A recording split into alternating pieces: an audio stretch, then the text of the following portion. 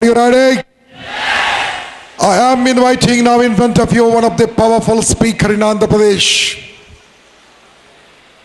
ఎక్కడ స్టేజ్ ఎక్కితే అక్కడ చప్పట్లే కాదు, కేకలే కాదు. ఎక్కడ స్టేజ్ ఎక్కితే అక్కడ తెలుగు భాషలో అనర్గళంగా మాట్లాడుతూ మనసులో నుంచి గుండె లోతుల్లోకి బాణాలు నింపుతూ మనుషులను మార్చడం కోసము సిరివెన్నెల గారు తయారు చేసిన ఆయుధం పేరే ఆకెళ్ళ రాఘవేంద్ర.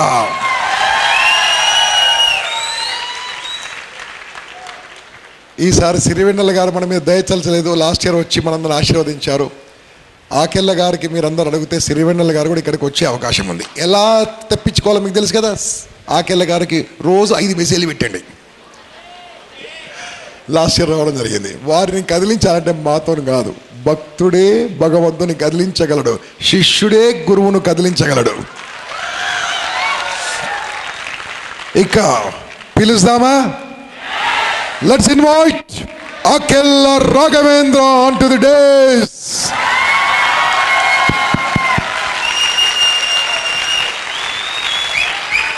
కమాన్ కమాన్, గట్టిగా.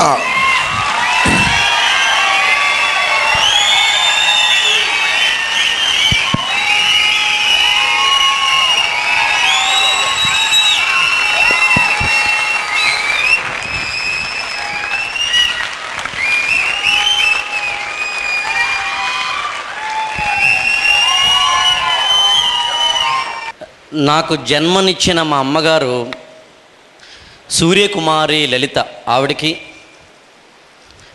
మా నాన్నగారు సుబ్రహ్మణ్య శర్మ, ఆయనకి పాదాభివందనాలు తెలియజేస్తూ, నాకు ఇంతవరకు చదువు చెప్పిన నా టీచర్లందరికీ, నా మాస్టర్లందరికీ పేరు పేరు నా నమస్కారాలు తెలియజేస్తూ,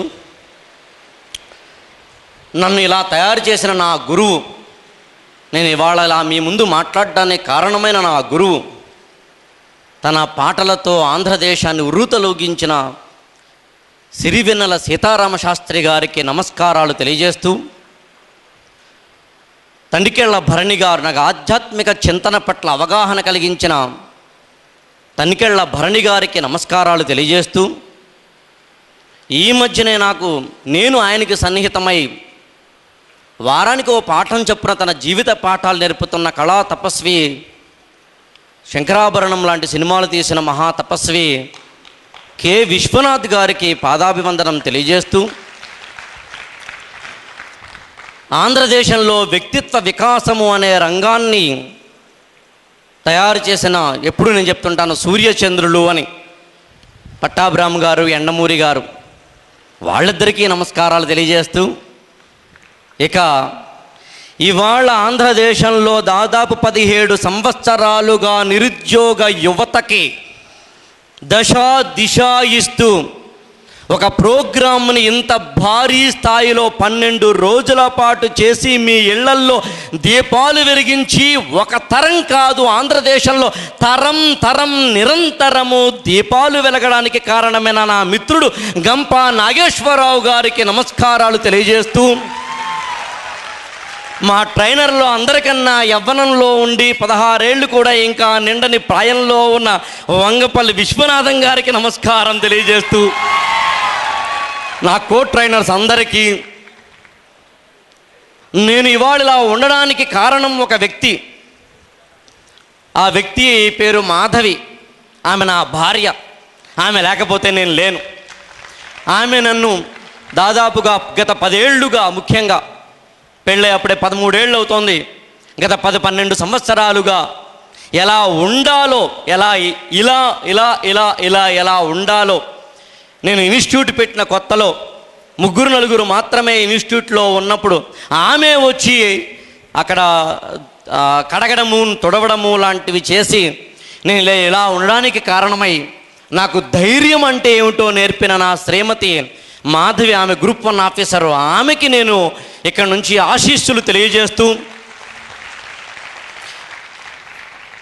Hyderabad management association, Andhra Pradesh psychologist association, Vasavi club, greater Hyderabad, వీళ్ళందరికీ కూడా నేను కృతజ్ఞతలు తెలియజేస్తాను. ఎందుకంటే ఇలాంటి భారీ ప్రోగ్రాం ఏర్పడడానికి కారణం వాళ్ళు కాబట్టి.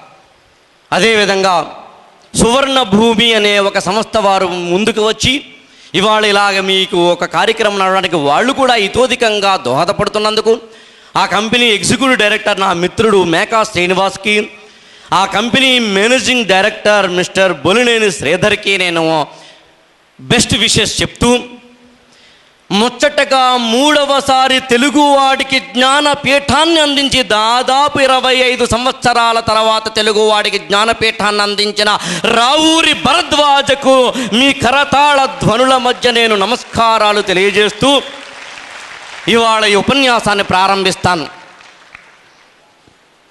నిజంగా ఇవాళ ఇంపాక్ట్ 2013 నేను 2010లో మొట్టమొదటిసారిగా ఇంపాక్ట్లో మాట్లాడాను.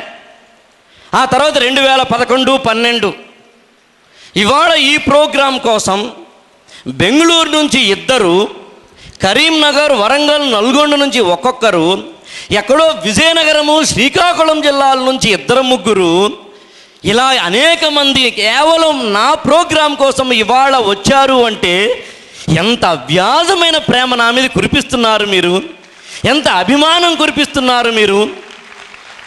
మీరు జీవితంలో ఎదగడానికి చెప్పాల్సిన ఎవరో ఒకరు మీకు ఉండాలని అనుకోవడం వల్ల మీ భాషలో, మీ యాసలో, మీ గుండెల్లో, మీ హృదయంలో, మీ ఆత్మలో, మీ మనసులో, మీ రక్తంలో, మీ ప్రాణంలో, మీ పంచేంద్రియాలలోకి వెళ్ళే ఒకానొక సూటైన మాటల ప్రవాహం కోసం మీరు వెయిట్ చేస్తున్నారు, నిరీక్షిస్తున్నారు అని నాకు అర్థమైంది. దాదాపు 3 రోజులుగా కొంతమంది స్టూడెంట్స్ నాతో ఫోన్ చేసి మీరు ఎప్పుడు వస్తారు అని అడిగినప్పుడు అప్పుడు నాకు అనిపించింది నేను ఏం టాపిక్ తీసుకోవాలి అని, ఏ టాపిక్ తీసుకుంటే బాగుంటుంది అని, ఎలాంటి టాపిక్ ద్వారా నేను మీతోటి మాట్లాడచ్చు అని. 2011లో నేను తీసుకున్న టాపిక్ అసలు మీరు యూట్యూబ్లో చూస్తే అర్థమవుతుంది. 5 సూత్రాలు చెప్పాను, ధైర్యం గురించి, సత్యం గురించి, ధర్మం గురించి. ఇలా ఆ తర్వాత లాస్ట్ ఇయర్ తీసుకున్న యూట్యూబ్లో మీరు చూస్తే అర్థమవుతుంది. ఒక వ్యక్తి డబ్బు సంపాదించాలి, సంపాదించిన దాన్ని తిరిగి సమాజానికి ఇవ్వాలి అనే కాన్సెప్ట్ మీద మాట్లాడాను. అలా 2 మాట్లాడాను కాబట్టి ఇవాళ ఏం మాట్లాడితే బాగుంటుంది అనుకున్నప్పుడు 20లో ఉన్న మీకు జీవితం పట్ల ఒక అవగాహన కలిగిస్తే బాగుంటుందా అనిపించింది నాకు. జీవితం అంటే ఏమిటి, అసలు ఎట్లా ఉండాలి అని. నా కో ట్రైనర్స్, నా మిత్రులందరూ కమ్యూనికేషన్ స్కిల్స్ గురించో, బాడీ లాంగ్వేజ్ గురించి, లేకపోతే పర్సనల్ మేనేజ్మెంట్ గురించి, రిలేషన్షిప్ గురించి ఇలా అనేకమైనవి చెప్తారు. కాబట్టి అసలు మొత్తం లైఫ్ని 360 డిగ్రీల దృక్కోణంలో కనుక జీవితం అంటే ఇది అని నేను కనుక మీకు చెప్పగలిగినట్లయితే ఇవాళే మీరు జీవితాన్ని కనుక అవలోకనం చేసుకుని, జీవితాన్ని మీరు అందంగా తయారు చేసుకుని, జీవితాన్ని మీరు అపురూపంగా తయారు చేసుకొని ఇవాళ ఇక్కడ కూర్చున్న మీరు, మీలో ఒక్కొక్కరు మన సిబిఐ జాయింట్ డైరెక్టర్ జేడి లక్ష్మణ గారు చెప్పినట్టుగా ఒక్కొక్కరు ఒక సెంటర్ ఆఫ్ ఎక్సలెన్స్ అవుతూ ఆంధ్రప్రదేశ్లో రాబోయే 10 ఏళ్లలో 15 ఏళ్లలో మీరు మీదైన రంగంలో గొప్పవాళ్ళై మీదైన రంగంలో ఒక ఇన్స్పిరేషన్కి సోర్స్ అయినప్పుడు ఆ రోజున ఇంపాక్ట్ ఏంటో అర్థమవుతుంది ఆంధ్రదేశానికి.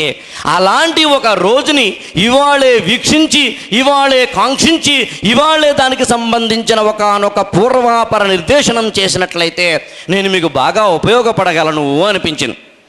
అందుకని నేను ఇవాళ మీ ముందుకి వాట్ ఈజ్ లైఫ్, అసలు జీవితం అంటే ఏమిటి, దాన్ని ఎలా మనం తయారు చేసుకోవచ్చు, ఎలా మనం డిజైన్ చేసుకోవచ్చు అని చెప్పే ప్రయత్నం చేస్తాను. ఇవాళ మీలో చాలామంది 20sలో ఉన్నారు, నాకు తెలిసినంతవరకు 20లో ఉన్నారు, కొంతమంది మినహాయిస్తే. 20లో ఉన్న మీరు ఇవాళే ఈ క్షణమే ఇక్కడే ఒక నిర్ణయం తీసుకోండి. మీరు నా క్లాసు వింటున్నంతసేపు, నా క్లాసులో నా సెషన్లో కూర్చున్నంతసేపు మీరు నాతోటే ఎవరికి వారు ఇండివిజువల్గా నాతోటే మాట్లాడుతున్నారు అని ఫీల్ అవ్వండి. తిరగేస్తే నేను మీతోటే మాట్లాడుతున్నాను అని ఫీల్ అవ్వండి. దాదాపు 2000 మంది ఉన్న ఈ హాల్లో 2000 మందికి నేను ఏకధాటిగా కాకుండా ఎవరితో వాళ్ళకి ఇండివిజువల్గా మీ గుండెలతోటి, మీ ఆత్మలతోటి, మీతోటి పర్సనల్గా మాట్లాడుతున్నాను అని ఫీల్ అవ్వండి.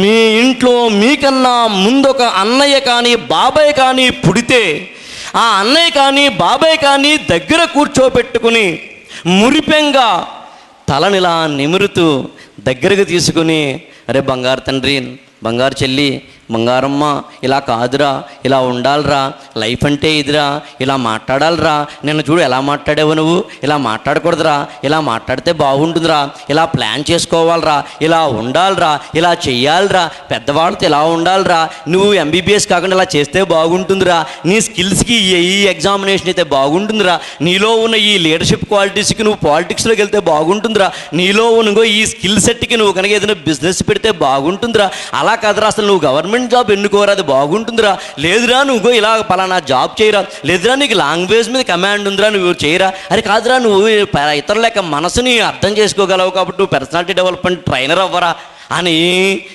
మనల్ని కూర్చోబెట్టి ఇలా ఉండాలి, ఇలా చెయ్యాలి, ఇలా ఉండాలి అని చెప్పగలిగిన ఒకానొక వ్యక్తిగా నన్ను చూడండి దయచేసి.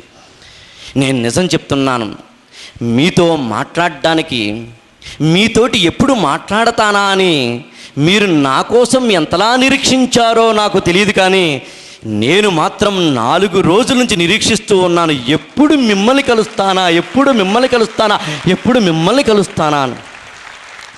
39 సంవత్సరాల వయసులో ఉన్న నేను, 40 సంవత్సరాల్లోకి అడుగు పెడుతున్న నేను, దాదాపుగా గత 15-20 సంవత్సరాలుగా తెచ్చుకున్న అనుభవ జ్ఞానము, పుస్తక జ్ఞానము రంగరించి ఒకే ఒక క్యాప్సుల్గా చేసి వాటన్నిటిని కలిపి మిక్సీలో వేసి మీకు ఇవ్వాలి అనే తాపత్రయంతో ఉన్నాను.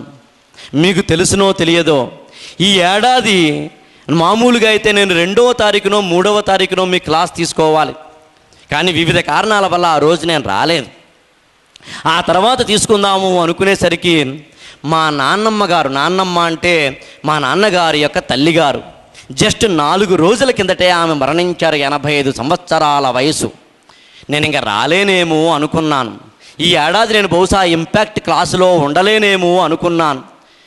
అంత దహన కార్యక్రమాలు అన్నీ అయిపోయిన తర్వాత మా నాన్నగారికి చెప్పాను, ఇదిగో మరి ఇలాగ ఉంది, నేను వెళ్ళాలా హైదరాబాదు, మా ఊరు అమలాపురం, ఈస్ట్ గోదావరి, అక్కడ నుంచి మామూలుగా అయితే రాకూడదు, 10 రోజులు అక్కడే ఉండాలి.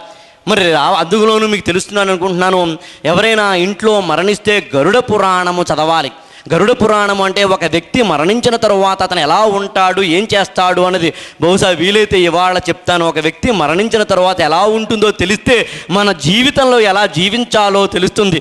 అబద్ధం ఆడితే అక్కడ ఏం చేస్తారో, పక్కవాడి పెన్ను నొక్కేస్తే ఏం చేస్తారో, పక్కవాడికి మాటిచ్చి తప్పిపోతే ఏం చేస్తారో, అసలు మామూలుగా ఇలా మనం వెళుతూ కాలు తగిలింది అనుకుందాం, తగిలిన వెంటనే అని వాడు కనుక మనల్ని అంటే వాడికేం పాపం చుట్టుకుంటుంది, మనకేం పాపం చుట్టుకుంటుంది, పైన తేనెటీగలతో కుట్టిస్తారా, లేకపోతే పెనంలో వేయిస్తారా, లేకపోతే గుడ్లగోపులతోటి రక్కించేస్తారా, ఏం చేస్తారు అనే ఒక్కొక్కటి చెప్పడం మొదలు పెడితే మనిషి సెట్ అయిపోతాడు పూర్తిగా. అది 10 రోజులు చదవాలి. అది మామూలుగా అయితే కాస్తో కూస్తో దాని మీద నాకు కమాండ్ ఉంది కాబట్టి నేను చదివితే బాగుంటుంది. అలాంటివన్నీ వదిలి మా నాన్నగారిని అడిగాను, మరి ఏం చేయమంటారు అంటే నాన్నగారు ఒకటే చెప్పారు, వెళ్ళు పర్వాలేదు, ఒకటే మాట, వెళ్ళు పర్వాలేదు అన్నారు కాబట్టి నేను వచ్చేసాను. దాదాపు ఒక 600 కిలోమీటర్లు సెల్ఫ్ డ్రైవ్ చేసుకుంటూ మీకోసం పరుగు పరుగున వచ్చేసాను. ఆఫీసుకి అమ్మ వెళ్ళిన తర్వాత 10ంటికి వెళ్ళిపోయిన తర్వాత 1 గంట సేపు బాగానే ఉంటాడు కుర్రాడు, 2 ఏళ్ల కుర్రాడో 3 ఏళ్ల కుర్రాడో. సరిగ్గా లంచ్ అయిన తర్వాతనో లేకపోతే 4 గంటలు అయిన తర్వాతనో వాడికి స్టార్ట్ అవుతుంది అమ్మ పొద్దు నుంచి లేదని, బెంగెట్టేసుకుంటాడు, గుండెల్లో బాధ వచ్చేస్తూ ఉంటుంది, ఏడుపు వచ్చేస్తూ ఉంటుంది. వాడింట్లో అక్కో అన్నయ్యో ఎవరెవరో వాడిని డైవర్ట్ చేయడానికి ప్రయత్నిస్తుంటారు, ఆగరా. వాడు ఇంకా ఆగడు. సరిగ్గా 4:30, 5 అవుతుంది, అమ్మ వస్తుందా అని చెప్పి అలాగా కిటికీల్లోంచి అలాగా దేపు గుమ్మంలోంచి అలా చూస్తూ ఉంటాడు, అమ్మ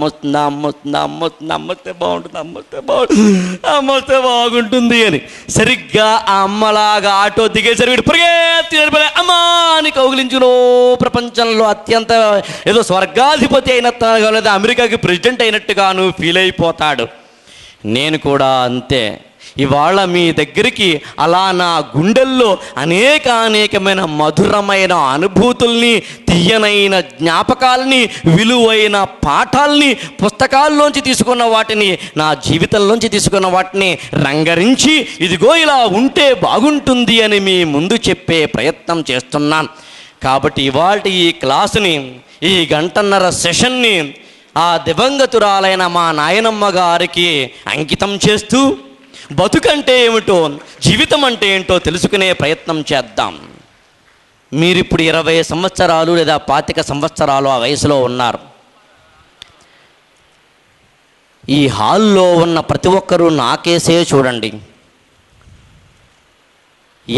ఎవరికేసి చూడకండి.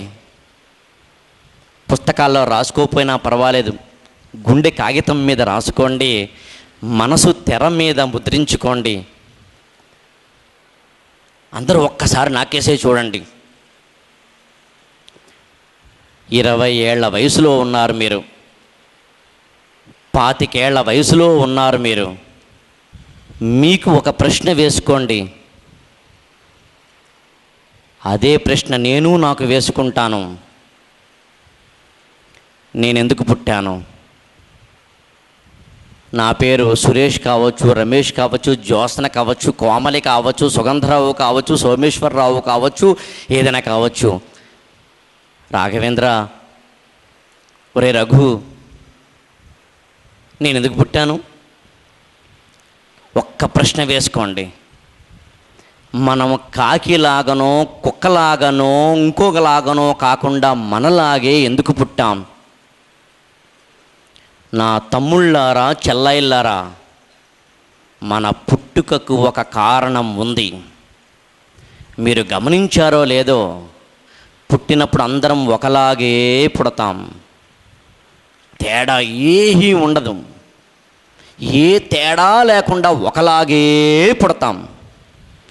అమెరికన్ ప్రెసిడెంట్ పిల్లలైనా అలాగే పుడతారు, ఆంధ్రప్రదేశ్ ముఖ్యమంత్రి పిల్లలైనా అలాగే పుడతారు, వేదాంతుల పిల్లలైనా అలాగే పుడతారు, మామూలు రిక్షా తొక్కుకునే కార్మికుడి యొక్క పిల్లలైనా అలాగే పుడతారు. మరి అలాగే ఒకలాగే పుట్టిన మనం ఎందుకు పుట్టాం? ఎవరి కోసం పుట్టాం? ఏం సాధించడం కోసం పుట్టాం? క్యాజువల్గా బతకడానికి పుట్టామా?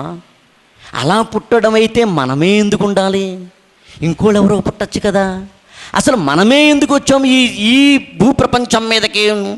అసలు మనమే ఎందుకు ఇలా పుట్టాలి? మనమే ఎందుకు ఇలా వచ్చాము? నేనే ఎందుకు ఇక్కడ ఈ కుర్చీలో కూర్చున్నాను? అసలు ఈ హైదరాబాదులో ఇదే టైంలో అనేక వందల మంది, వేల మంది, లక్షల మంది నాన్సెన్స్ పనులతోటి బయట తిరిగేస్తూ ఉంటే, సినిమా హాల్లో కొందరు, పార్కుల్లో కొందరు, పబ్లిక్ ప్లేసెస్లో కొందరు, ఏదో పాప్కార్న్ తింటూ కొందరు, ఇంకోటి సెన్సో నాన్సెన్సో పనులు చేసుకుంటూ కొందరు ఉండిపోతుంటే, కేవలం ఇక్కడ మనం మాత్రమే ఒక 2000 మంది మాత్రమే ఎందుకు కూర్చున్నాం? ఆ 2000 మందిలో మళ్ళీ అదిగో ఆ సీట్లో నువ్వే ఎందుకు కూర్చున్నావు?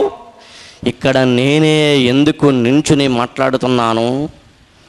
ఈ ఒక్క ప్రశ్నకి కనుక మనం సమాధానం తెలుసుకుంటే, నేను ఇదిగో ఈ కారణం కోసం పుట్టాను అన్న ప్రశ్నకి సమాధానంగా మీరు చెప్పుకోగలిగితే జన్మ సార్థక్యమైనట్టు.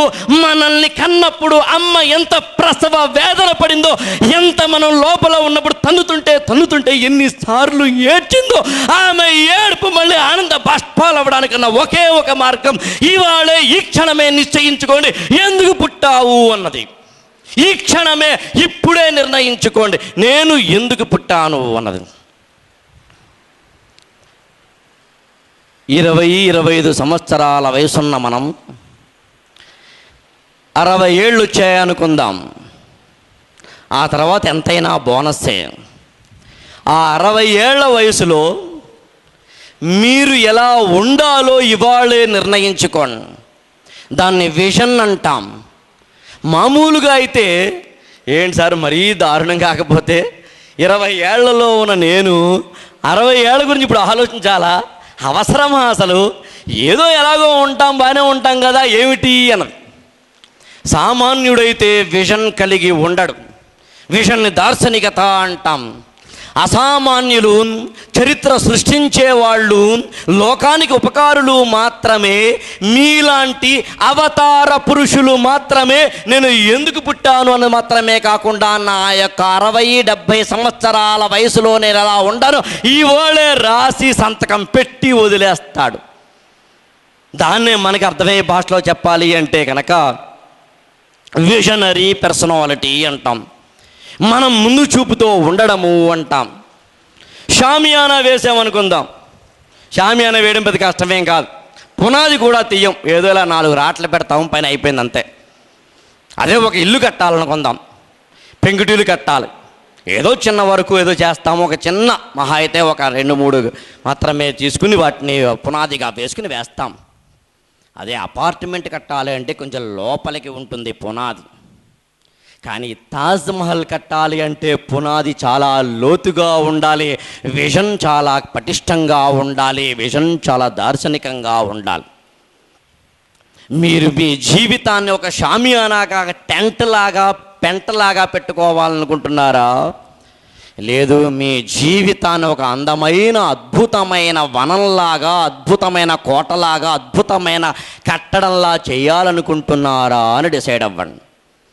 60 ఏళ్ళు దాటిన తర్వాత, 60 ఏళ్ల వయసులో మనకి ఎప్పుడైనా ఎక్కడైనా మనము కనుక మన యొక్క జీవితానికి సంబంధించి వెనక్కి తిరిగి చూసుకుంటే మనం లోకానికి ఉపయోగపడ్డామా లేదా, లోకానికి మనం ఉపయోగపడిన విధంగా ప్రవర్తించామా లేదా అన్నది తెలుస్తుంది.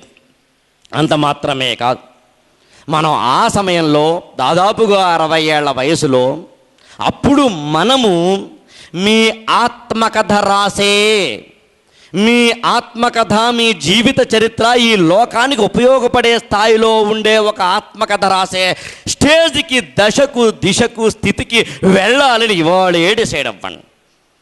అలా లేకపోతే వేస్ట్. ఇంపాక్ట్ క్లాసులకి రావాల్సిన అవసరం లేదు. ఇక్కడ జరుగుతున్న ఈ మహాయజ్ఞంలో మీరు కూడా పార్టిసిపేట్ చేయాల్సిన అవసరం అంతకన్నా లేదు. 2, మనం చనిపోయినప్పుడు మన శవాన్ని మోయడానికి 10 మంది కాదు, 20 మంది కాదు, 10 మంది కాదు, 20 మంది కాదు, 50 మంది పరుగున వచ్చి మొయ్యాలి అనుకునేంత ఆర్ద్రమైన, సాంద్రమైన జీవితాన్ని గడపగలిగి ఉండాలి. మీకు విశ్వనాథ సత్యనారాయణ పేరు వినుంటారు బహుశా. తెలుగులో మొట్టమొదటిసారిగా జ్ఞాన్పీఠ అవార్డు వచ్చిన వ్యక్తి. 1932లో ప్రారంభించాడు ఆయన రాయడం, శ్రీమద్ రామాయణ కల్పవృక్షము అని. 62 వరకు రాశాడు. 30 ఏళ్ల పాటు రాశాడు.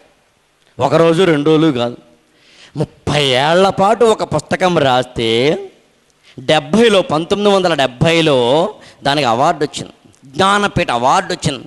తెలుగులోనే మొట్టమొదటిసారిగా జ్ఞానపీఠ అవార్డు వచ్చిన పుస్తకం అది. 30 ఏళ్ళు. జీవితం అంటే అలాంటిది. ఒక రోజులోనో 2 రోజుల్లోనో అయిపోయేది కాదు. జీవితం అంటే మామూలుగా ఏదో ఆషామాషిగా నడిపేసేది కాదు. కాబట్టి ఇవాళే డిసైడ్ అవ్వండి మీ లైఫ్లో మీరు ఏం చేయాలనుకుంటున్నారు అని.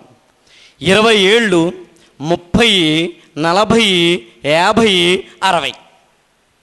ప్రతి 10 ఏళ్ళకి ఒక విజన్, ప్రతి 10 ఏళ్ళకి ఒక టార్గెట్, ప్రతి 10 ఏళ్ళకి ఒక స్టెప్, ప్రతి 10 ఏళ్ళకి ఒక దశ. ఇప్పుడే డిసైడ్ అవ్వండి. సరిగ్గా ఇవాళ నుంచి 10 ఏళ్ల తర్వాత హైదరాబాదులో మీకు ఫ్లాట్ ఉండాలి. ఇప్పుడే డిసైడ్ అవ్వండి. హైదరాబాదులో హైటెక్ సిటీలోన మరో చోట అన్నది కాదు, ఒక ఫ్లాట్ ఉండాలి. మినిమం 70 లక్షలు ఉంటుంది మీరు కొనే సమయానికి. అంటే ఇక్కడి నుంచి 10 ఏళ్ల తర్వాత 70 లక్షలు సంపాదించాలి మినిమం. ప్లస్ ఓ కారు ఉండాలి. ఓ కారు అంటే మినిమం 15 లక్షలు, అంటే అప్పటికి 85 లక్షలైంది. 85 లక్షలు, ఇంకో 15 లక్షలు బ్యాంక్ బ్యాలెన్స్ అనుకోండి. అంటే ఇవాళ నుంచి సరిగ్గా ఒక 10 ఇయర్స్ తర్వాత రాసుకోండి ఓ చోట.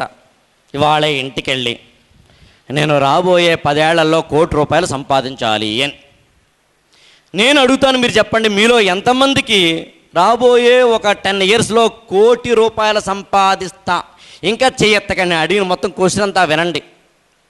రాబోయే రోజుల్లో సరిగ్గా 10 ఏళ్ళకి వాటి నుంచి, అంటే 2023 మే 8 కదండి ఇవాళ, సరిగ్గా 2013 ఇది మే 8, 2023 మే 8 కల్లా 10 కోటి రూపాయలు నా దగ్గర ఉంటుంది. అధర్మ మార్గమైనా సరే నేను 1 కోటి రూపాయలు సంపాదిస్తాను అన్నవాళ్ళు చేయొద్దండి. నా క్వశ్చన్ మీరు అధర్మ మార్గమైనా, దేశాన్ని దోచైనా సరే, పక్కవాడిని నాశనం చేసినా సరే, బ్యాంకులు లూటీ చేసినా సరే, ఏం చేసినా సరే 1 కోటి రూపాయలు సంపాదిస్తాను అన్నవాళ్ళు చేయొద్దండి. ఒకరిద్దరు బహుశా నా క్వశ్చన్ అర్థం కాకుండా ఎత్తేసి ఉంటారు నేను అనుకోవడం. చివరిలో నేను పిలుస్తాను వాళ్ళని, సరే పక్కన పెడితే.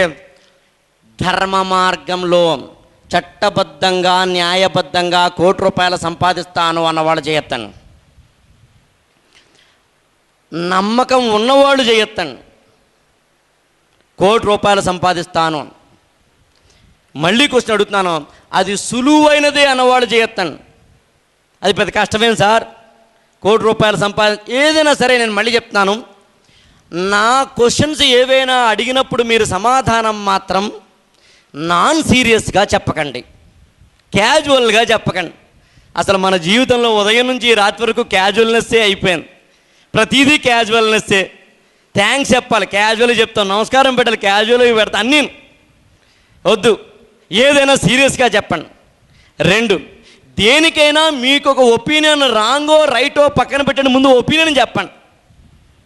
కుర్చీలో కూర్చున్నాము అంటే మనది ఒక ఒపీనియన్ ఉండాలి. అలా ఒపీనియన్ లేదు ఎవరికి అంటే కుర్చీకిను, లేదా లైట్కిను, లేదా ఈ మైక్కి, లేదా దీనికేను, దానికి మనకి తేడా ఉండాలి. జడభరితులుగా మాత్రం ఉండకండి, చైతన్యంగా మాత్రం ఉండండి. అదేవిధంగా మీరు 20లో ఉన్నవాళ్ళు, కొంతమంది కుర్రవాళ్ళు పుట్టుకతో వృద్ధులు అంటాడు శ్రీశ్రీ. నెత్తురు మండే శక్తులు నిండే సైనికులారా రారండి, అలాంటి సైనికులు కావాలి అంటాడు శ్రీశ్రీ. కాబట్టి మీరు కుర్చీలో కూర్చున్నప్పుడు కూడా బద్ధకంగా కూర్చోకండి, నిరాశగా కూర్చోకండి, ఈశ్వరో దేవుడా అని కూర్చోకండి, పులుల్లా కూర్చోండి. వేటాడే ముందు పులి ఎలా కూర్చుంటుందో అలా కూర్చునే ప్రయత్నం చేయండి, మామూలుగా కూర్చోకండి. 20 ఏళ్లలో ఎలా ఉంటారో అలా కూర్చునే ప్రయత్నం చేయండి. మళ్ళీ మళ్ళీ మళ్ళీ మళ్ళీ చెప్తున్నాను, బాడీ లాంగ్వేజ్ గురించి మిత్రులు రామ్ జలదుర్గం చెప్తారు. మీ బాడీ లాంగ్వేజ్ ద్వారా మీరు కొంత కమ్యూనికేట్ చేస్తారు. మీరు ఎలా కూర్చున్నారు, ఎలా నించున్నారు, ఎలా మాట్లాడుతున్నారు, ఎలా డ్రెస్సింగ్ ఉంది అనే దాన్ని బట్టి మీరేంటో ఎదుటి వ్యక్తి తెలుస్తుంది. మీరేంటో ఎదుటి వ్యక్తి మాత్రమే కాదు, మీరేంటో మీకు తెలుస్తుంది. మీరేంటో మీకు తెలియడం మాత్రమే కాదు, అసలు మీ భవిష్యత్తు ఏంటో ఆ ఒక్క క్షణంలో చెప్పేయచ్చు. నేను మళ్ళీ అడుగుతాను, రాబోయే ఒక 10 సంవత్సరాలలో 1 కోటి రూపాయలు సంపాదిస్తాను న్యాయబద్ధంగా, ధర్మబద్ధంగా, నమ్మకం నాకుంది అన్నవాళ్ళు, నిజాయితీగా, నిర్భయంగా, నిర్మోహమాటంగా ఇక్కడ అనిపిస్తున్న వాళ్ళు చెయ్యొద్దండి. ఇంపాక్ట్ అనే దాని యొక్క స్టెరాయిడ్తో కాదు, నిజంగా నిజాయితీగా లోపల ఇప్పుడు ఛేదించండి. నేను అనుభవంతో చెప్తున్నాను. మాతో పోల్చుకుంటే, మాతో అంటే ఇక్కడ ఉన్న 40లో ఉన్న వాళ్ళతో పోల్చుకుంటే మీకు 10 ఏళ్ళు కూడా పట్టదు నిజానికి 1 కోటి రూపాయల సంపాదన. ఇవాళ ఎకనామిక్ ఏమంటామంటే ఎకనామిక్ డెవలప్మెంట్ అనేది ఇతరత్రా అనండి. కాబట్టి ఇవాళ మీకు ఏమాత్రము సందేహం లేదు, 10 ఏళ్లలో అందమైన ఇల్లు, ఒక ఫ్లాట్, 30 ఏళ్ళు వచ్చేసరికి అందమైన భార్య. అందము అంటే ఇక్కడ నా ఉద్దేశం మీరు అనుకునే అందం కాదు, చివరిలో అర్థమవుతుంది మీకు ఏంటి అన్నది. 2 పిల్లలు, ఒకళ్ళు కాదు, లింగుమని ఒకడుంటే కాదు, 2 పిల్లలు. 30 ఏళ్ల వయసు వచ్చేసరికి చక్కగా హాయిగా ఒక భార్య, 2 పిల్లలు, ఒక ఫ్లాటు, ఒక కారు, ఇది జీవితము అని ఇవాళ డిసైడ్ అవ్వండి. ఇది ధర్మబద్ధంగా, న్యాయబద్ధంగా, చట్టబద్ధంగా సంపాదించాలి అని అనుకున్నప్పుడు మీరు ప్రతి క్షణము, ప్రతి నిమిషము, ప్రతి గంట, ప్రతి పూట, ప్రతిరోజు మీ గురించి మీరు ఆలోచించుకోవడం మొదలు పెడతారు. లక్ష్యం ఉన్నవాడికి, లక్ష్యము లేనివాడికి ఉన్న తేడా. లక్ష్యం ఉన్నవాడు, మీరు ఏదో క్లాస్కి అర్జెంటుగా వస్తున్నారు, ఏదో ఎగ్జామ్ హాల్కి వెళ్తున్నారు, రోడ్డు మీద వెళ్తున్నారు, ఏదో చిన్న యాక్సిడెంట్ అయింది, ఏదో గొడవ పడుతున్నారు ఎవరో, లేదా ఎవడో ఆటో వాడు నిన్ను గొడవ పడేలా చేస్తున్నాడు, ఆటో వాడితో మీకు గొడవ వచ్చింది, గొడవ వచ్చిన వెంటనే మీరు వాడితో గొడవ పెట్టరు, దెబ్బలాట పెట్టుకోరు, వాడిని వదిలేస్తారు. ఎందుకంటే exam, hall, interview most important కాబట్టి. అలాగే అదే కనుక మనకి ఏ పని లేకపోతే వాడితోటి అలాగే తిట్టుకుంటూ కొట్టుకుంటూ ఉంటాం. కాబట్టి మీరు ఇప్పుడే తీసుకోవాల్సిన నిర్ణయం ఏంటంటే 30 ఏళ్ళు వచ్చేసరికి మీరు కొంత డబ్బులు సంపాదించుకోవాలి. ఇలా నెక్స్ట్ 40 ఏళ్ళు, 30 ఏళ్ళ తర్వాత నుంచి 40 ఏళ్ళ వయసు వచ్చేసరికి మీరు పిల్లల్ని అంటే మీ యొక్క పర్సనల్ లైఫ్లోంచి ఫ్యామిలీ లైఫ్ మీద పూర్తి కాన్సన్ట్రేషన్ అంతకుముందు పెట్టకూడదని కాదు. ఆ తర్వాత 40 నుంచి 50 ఏళ్ళు వచ్చేసరికి మీరు మీ జీవితాన్ని మీ వ్యక్తిగతంలోంచి, కుటుంబంలోంచి నెమ్మదిగా మీ యొక్క సొసైటీలోకి, అంటే మీ చుట్టూ ఉన్న పరిసరాల్లోకి, మీ చుట్టూ ఉన్న వాటిలోకి, ఆ తర్వాత 50 నుంచి 60 దగ్గరికి వచ్చేసరికి మీరు నెమ్మదిగా మీరు మీకోసం కాకుండా సొసైటీ కోసం మాత్రమే ఉండడము అన్నది. అంటే ఒక 20 ఏళ్ల వయసులో ఉన్న ఒక స్టూడెంట్, ఒక మామూలు విద్యార్థి 60 ఏళ్ల వరకు తనను తాను డిజైన్ చేసుకోవాలి, తన జీవితాన్ని అర్థం చేసుకోవాలి, తన జీవితానికి సంబంధించిన ప్రతి కోణాన్ని, తనలో ఉన్న స్కిల్ సెట్ ఏమిటి, తాను దేనికి పనికొస్తాడు, దేనికి పనికిరాను, ఏ జాబ్ చేస్తే బాగుంటుంది, ఏ జాబ్ చేయకపోతే బాగుంటుంది, అసలు ఎలా ఉంటే బాగుంటుంది, ఎలా ఉండకపోతే బాగుంటుంది, ఇలాంటి వాటన్నిటిని అవలోకనం చేసుకుని తనకి అనుగుణంగా వాటికి, ఆ జాబుకి, తన జీవితానికి, తన యొక్క వృత్తికి, తన వ్యక్తిగత జీవితానికి అందం, ఆనందం, ఆర్థికం, ఆరోగ్యం, ప్రయోజనం, ఈ 5 ఉండడమే జీవితానికి సారాంశం. అందంగా బతకడము అంటే అర్థం మామూలు మనం చెప్పుకునే అందం కాదు. ఆరోగ్యంగా ఉండడము అనేది సరే, అది ఇక్కడ మనం ప్రస్తుతం డిస్కస్ చేయదగ్గది కాదు. ఆనందం, ఎప్పుడూ నిత్యము ఆనందంగా ఉండడానికి ప్రయత్నించండి, ఎప్పుడు నవ్వుతూ ఉండడానికి ప్రయత్నించండి. చాలామంది స్టూడెంట్స్, చాలామంది ఎవరైనా కానీ ఎప్పుడు నీరసంగా ఉంటారు. వెళ్దామంటే ఎక్కడికి, ఎప్పుడు, ఇప్పుడా, వెళ్దామా, తప్పదా, ఎక్కడికి వెళ్దాం, సినిమాగా, ఇప్పుడా, క్లాసుగా, అవసరమా, చేద్దామా, ఇప్పుడు ఎందుకులే, ప్రతిదానికి నీరసమే. ఏ రోజునైతే మనం నీరసంలో ఉన్నాం జీవితం అంతా నీరసమే అవుతుంది. యాక్టివ్గా ఉండడానికి ప్రయత్నించండి, చైతన్యవంతంగా ఉండడానికి ప్రయత్నించండి. నేను మళ్ళీ మళ్ళీ మళ్ళీ మళ్ళీ మళ్ళీ నొక్కి చెప్తున్నాను, మన జీవితాన్ని మనం మార్చుకోవడంలో ఉంటుంది, మన జీవితాన్ని మనం తయారు చేసుకోవడంలో ఉంటుంది, మన జీవితానికి మనమే మార్గనిర్దేశం చేసుకోవడంలో ఉంటుంది. ఎవరో వచ్చి మన జీవితాన్ని ఏవీ చేయరు. మన జీవితం మనది, మన జీవితం మనను ఆలోచించుకోవడం బట్టి ఉంటుంది, మనం దీన్ని ప్లాన్ చేసుకోవడాన్ని బట్టి ఉంటుంది, మనం దీన్ని అద్భుతంగా తయారు చేసుకోవడాన్ని బట్టి ఉంటుంది. ఏ రోజునైతే మీరు ఆ చిన్న కాన్సెప్ట్ మర్చిపోయారో ఏమీ లేదు. నెక్స్ట్ ఇలా మనం మన లైఫ్ అనండి, మనం మొత్తం దీన్ని తయారు చేసుకోవడం ఇతరతర వాటికి ఏం చేస్తే బాగుంటుంది, ఎలా చేస్తే బాగుంటుంది.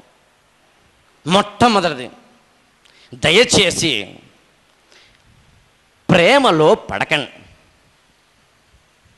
ఆల్రెడీ ఎవరైనా ప్రేమలో పడ్డవాళ్ళు ఉంటే చెయ్యొద్దండి కనీసం. ఇలాంటప్పుడు చెయ్యెత్తడానికి మనం అంత సిద్ధంగా ఉండం.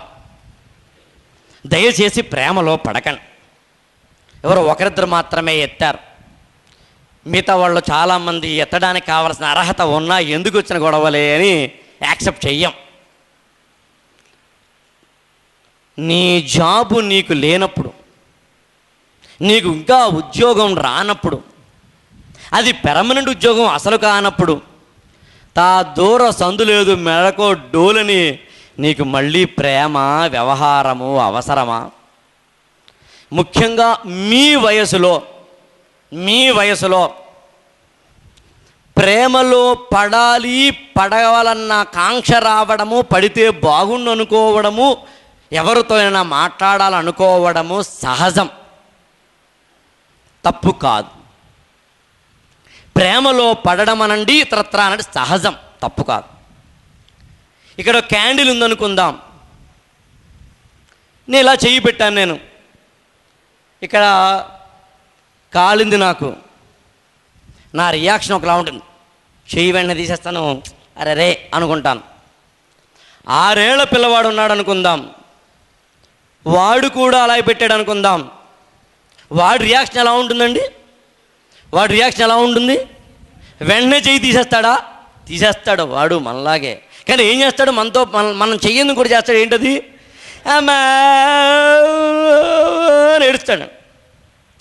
6 ఏళ్ల కుర్రవాడు అలా ఏడవకుండా చెయ్యిలా తీసి ఇలా చూసి, మాతృదేవి కొవ్వొత్తి తగిలినచో కాలును, చర్మము పేలును, గుండెల్లో మండును, తేడా జరుగును, ఇది ఒక జీవిత సత్యము అని ఆదిశంకరాచార్యుల వారిలా కనుక చెబితే, ఆ వయసుకి అది సహజం కాదు, వాడి చిన్న మెదడు చిట్లిపోయింది అని అర్థం.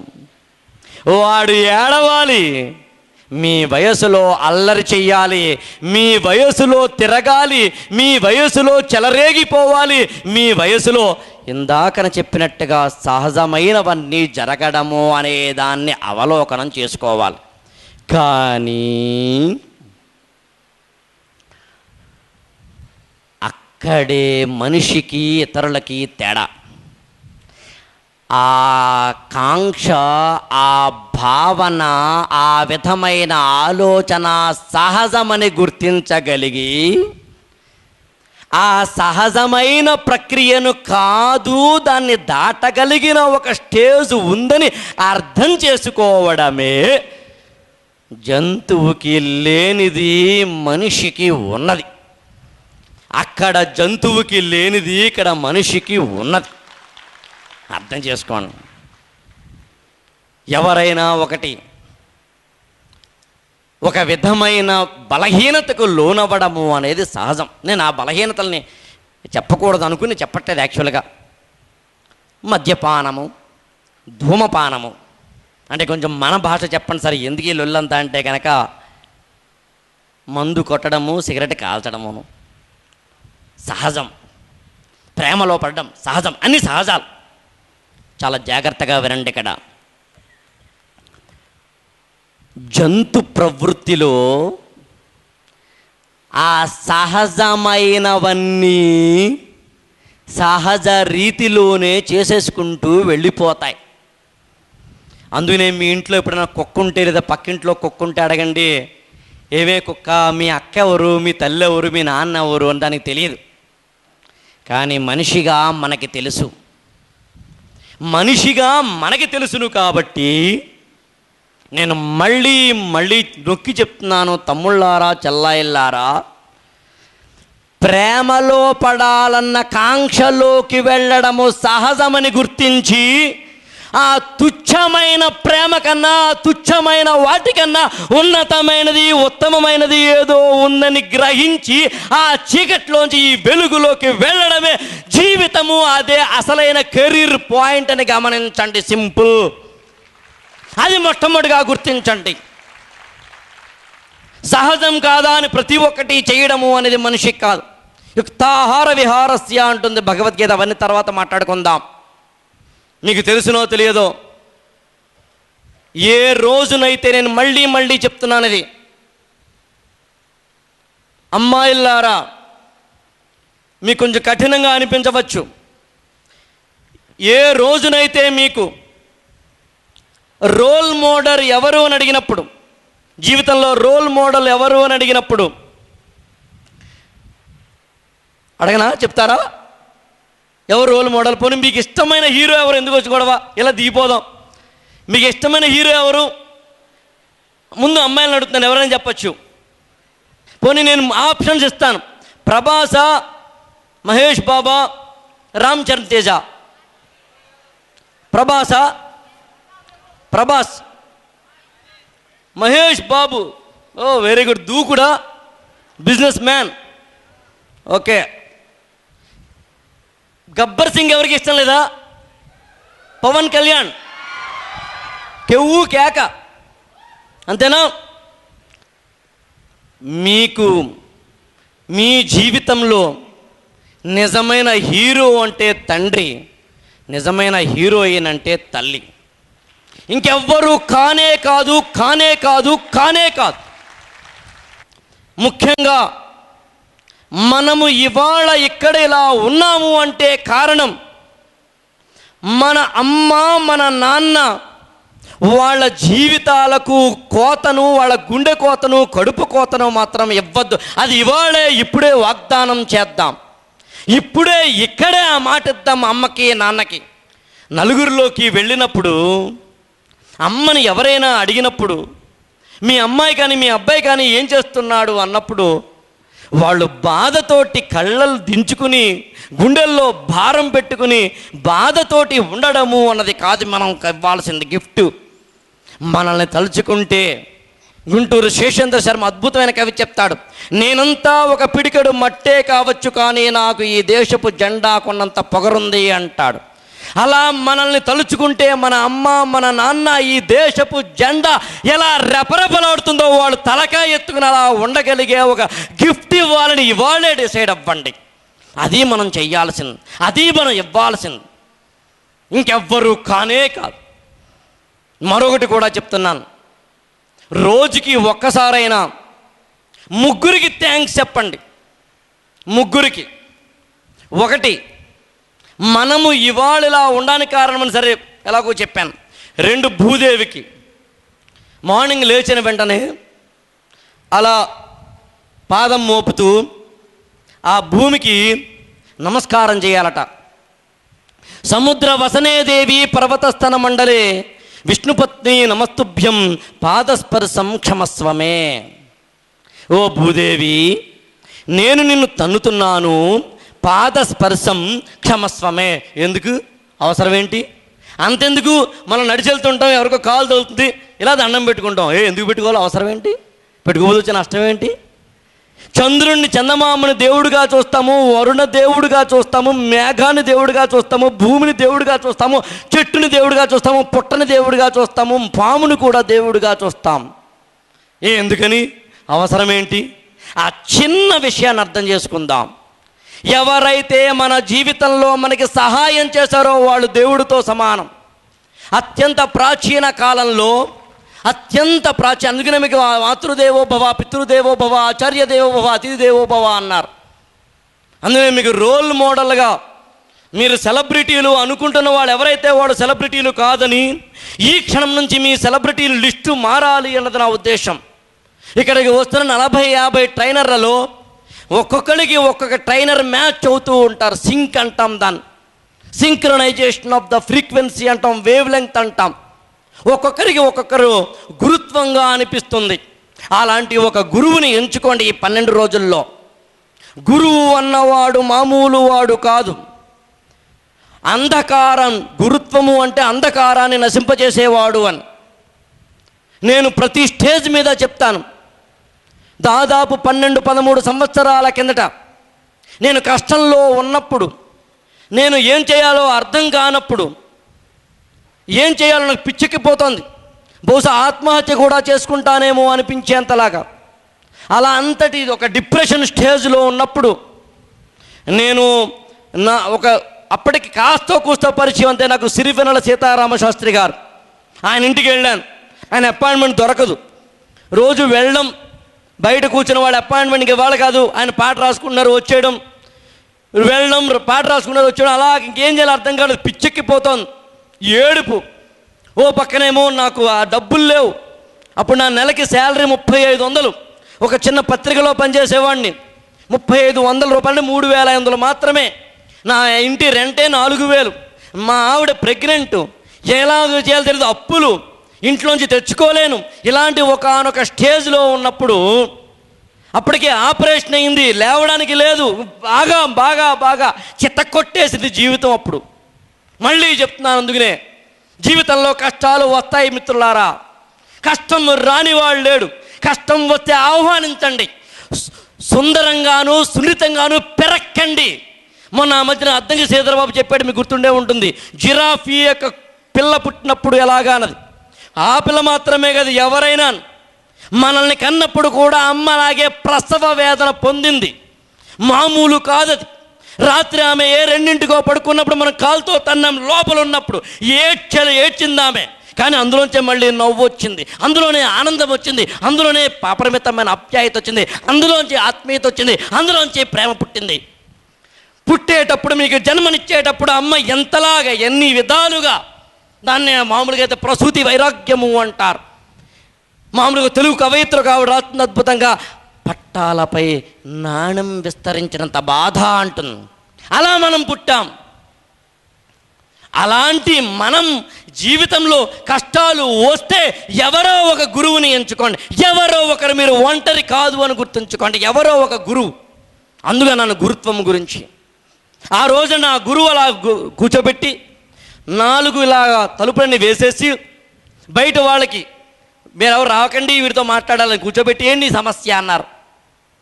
ఏంటి నా సమస్య అంటే ఏం చెప్తాం సార్, ఇలాగా మీకు తెలుసును నా యొక్క జీవితము, నా కర్మ ఇలా ఏంటి అన్నది. ఒకటి చెప్పారాను, నువ్వు ఏం చెయ్యాలి అనే సమస్య వచ్చింది అంటే, ఎలా ఉండాలి అనే సమస్య వచ్చింది అంటే ఎవరికి వస్తుంది? క్రాస్ రోడ్స్లో ఉన్నారు మీరు, ఎటు వెళ్ళాలి అనే సమస్య ఎప్పుడు వస్తుంది మీకు? ఎప్పుడు వస్తుందంటే ఎటో అటు వెళ్ళాలి అనుకున్నప్పుడు వస్తుంది.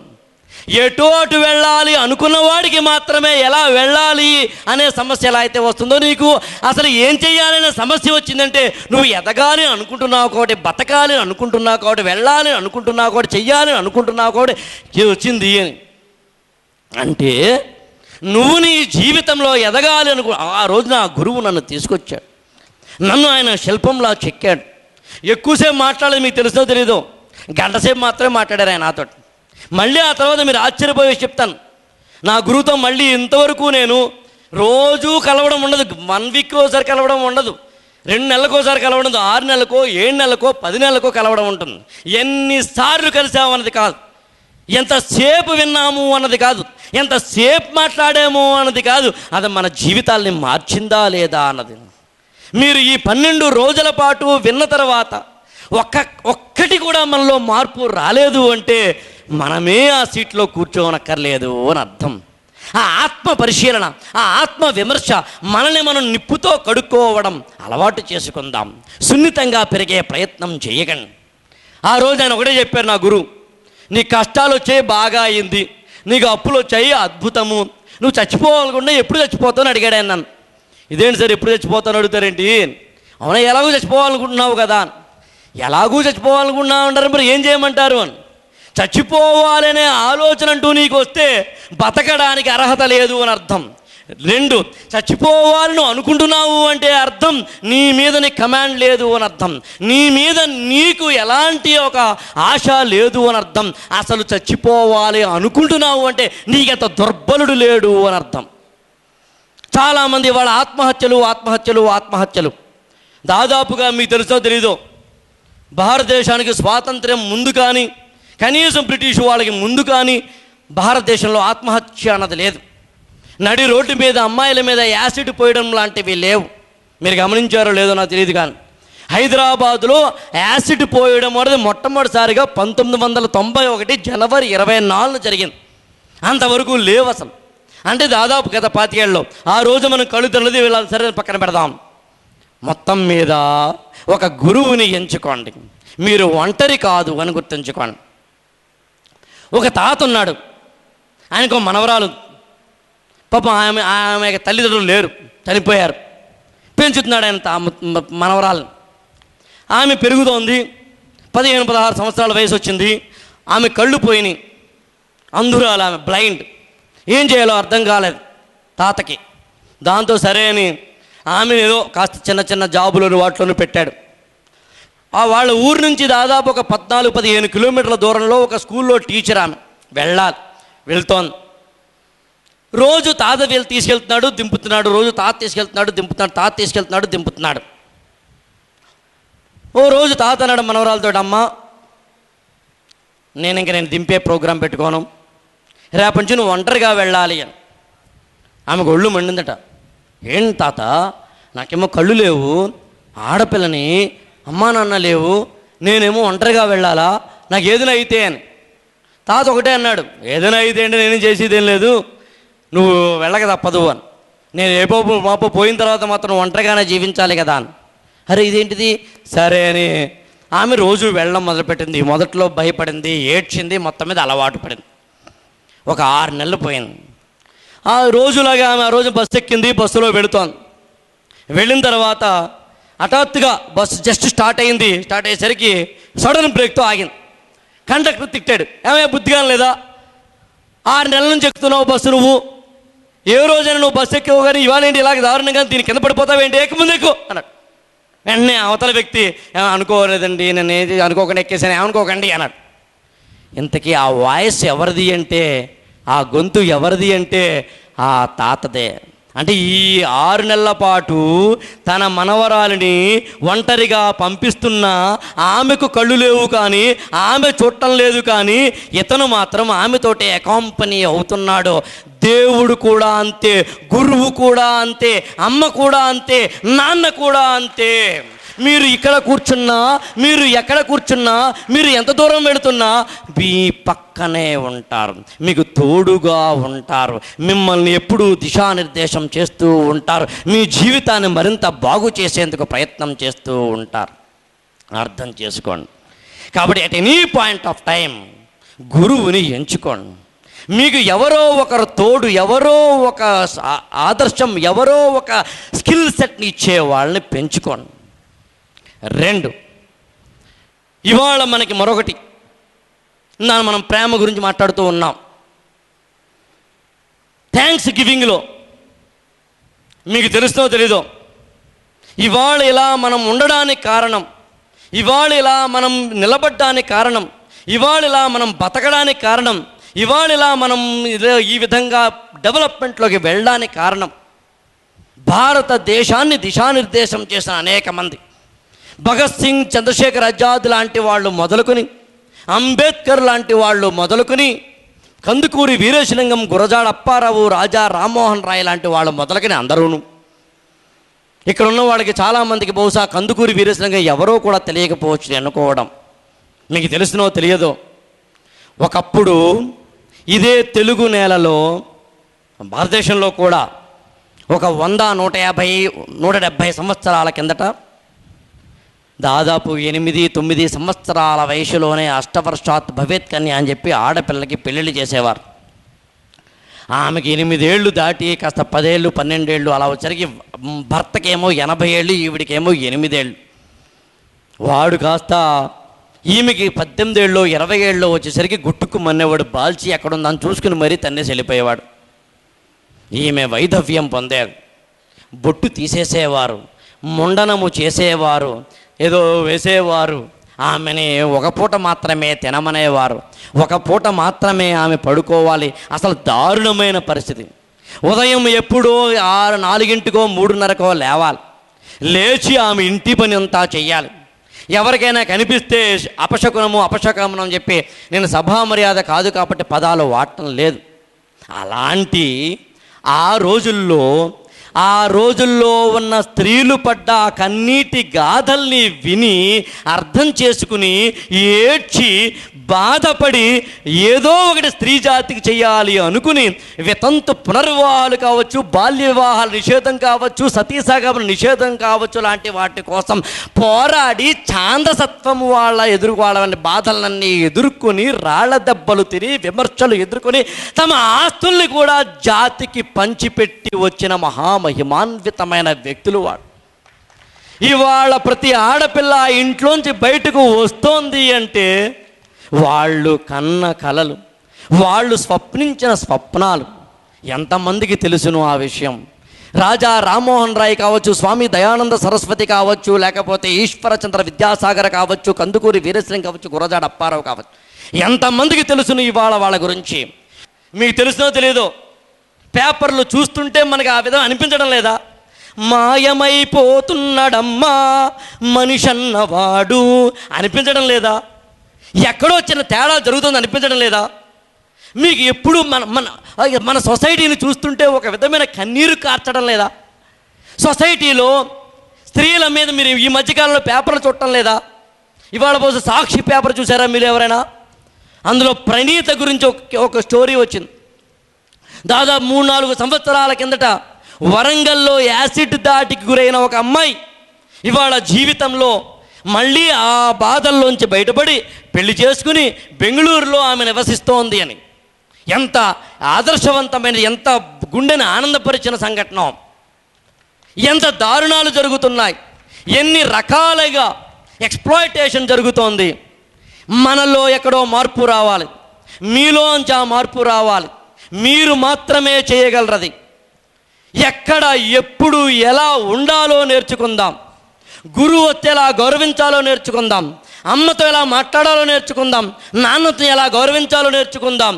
పెద్దల్ని ఎలా గౌరవించాలో నేర్చుకుందాం. వ్యవస్థను ఎలా గౌరవించాలో నేర్చుకుందాం. అన్నా హజారేకి జై కొట్టినంత మాత్రాన మనం దేశభక్తులము కాము అని తెలుసుకుందాం. ముగ్గురం ట్రిపుల్ రైడింగ్ మీద వెళ్ళిపోయి జాతీయ జెండాని చేతిలో పట్టుకుని అన్నా హజారేకి జై అంటే ఆ మొత్తం అవినీతినంతని పారద్రోలినట్టు కాదు.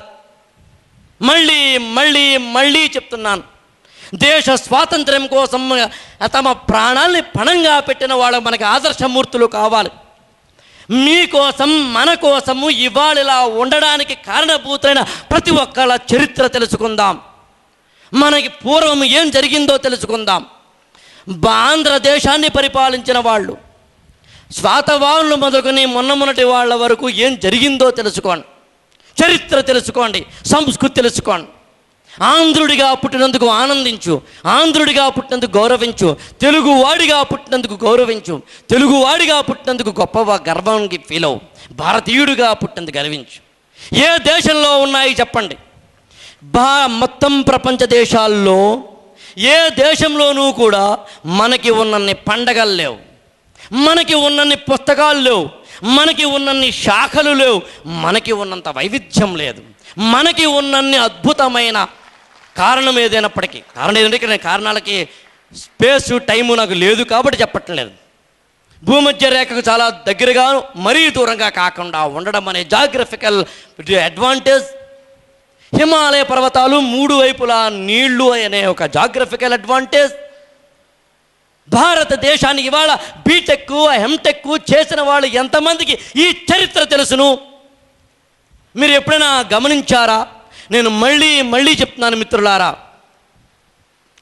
నేను ఒక్క విధంగా చెప్పాలి అంటే, మీరు అతిశయోక్తి అని అనుకోకపోతే, నేను మీ తరాన్ని, అంటే మాకన్నా ఒక 10-12 సంవత్సరాల తర్వాత వస్తున్న మిమ్మల్ని మాలా తయారు చేయాలి అనుకుంటున్నాం. మీలోంచి ఒక గంపా నాగేశ్వరరావు, మీలోంచి ఒక బివి పట్టాభిరామ్, మీలోంచి ఒక ఎండమూరి, మీలోంచి ఒక వంగపల్లి విశ్వనాథం, మీలోంచి ఒక రామ్ జలదుర్గం. అది అతిశయోక్తి అనిపించవచ్చు, నాకు తెలుసును. నేను మాట్లాడుతుంది ఎక్కడో ఏదో అబ్రహం లింకనో మరొకరో ఎందుకో అని ఇక్కడే మనతోటే ఉన్నారు. కాబోయే గనులంతా దివి నుంచేం దిగిరాలేదు మన తారా గణమంతా, ఇటు నుంచే అటు వెళ్ళారు మన సినిమా హీరోలంతా, మీలోనూ ఉండుంటారు కాబోయే గనులంతా, పైకొస్తే జై కొడతారు అభిమానులై జనమంతా. ఇక్కడే మీలోనే ఉన్నారు. ఎంత నిస్సత్తువతో ఉన్నారో. ఏడుపు వచ్చేస్తోంది, కన్నీరు వచ్చేస్తోంది, మీరు నమ్మినా నమ్మకపోయినా. అందులో చరిత్ర, సంస్కృతి అవన్నీ చదివేసరికి ఇంకా కోపం వచ్చేస్తోంది. మీలో ఆ మార్పు రావాలి. దానికోసం ఏం చేయాలంటే పెద్దగా త్యాగాలు చేసేయక్కర్లేదు, పెద్దగా ఎక్కడికో వెళ్ళిపోవక్కర్లేదు. అందులో నేను నా ఫస్ట్ ప్లాట్ఫామ్ తీసుకున్నది అక్కడే.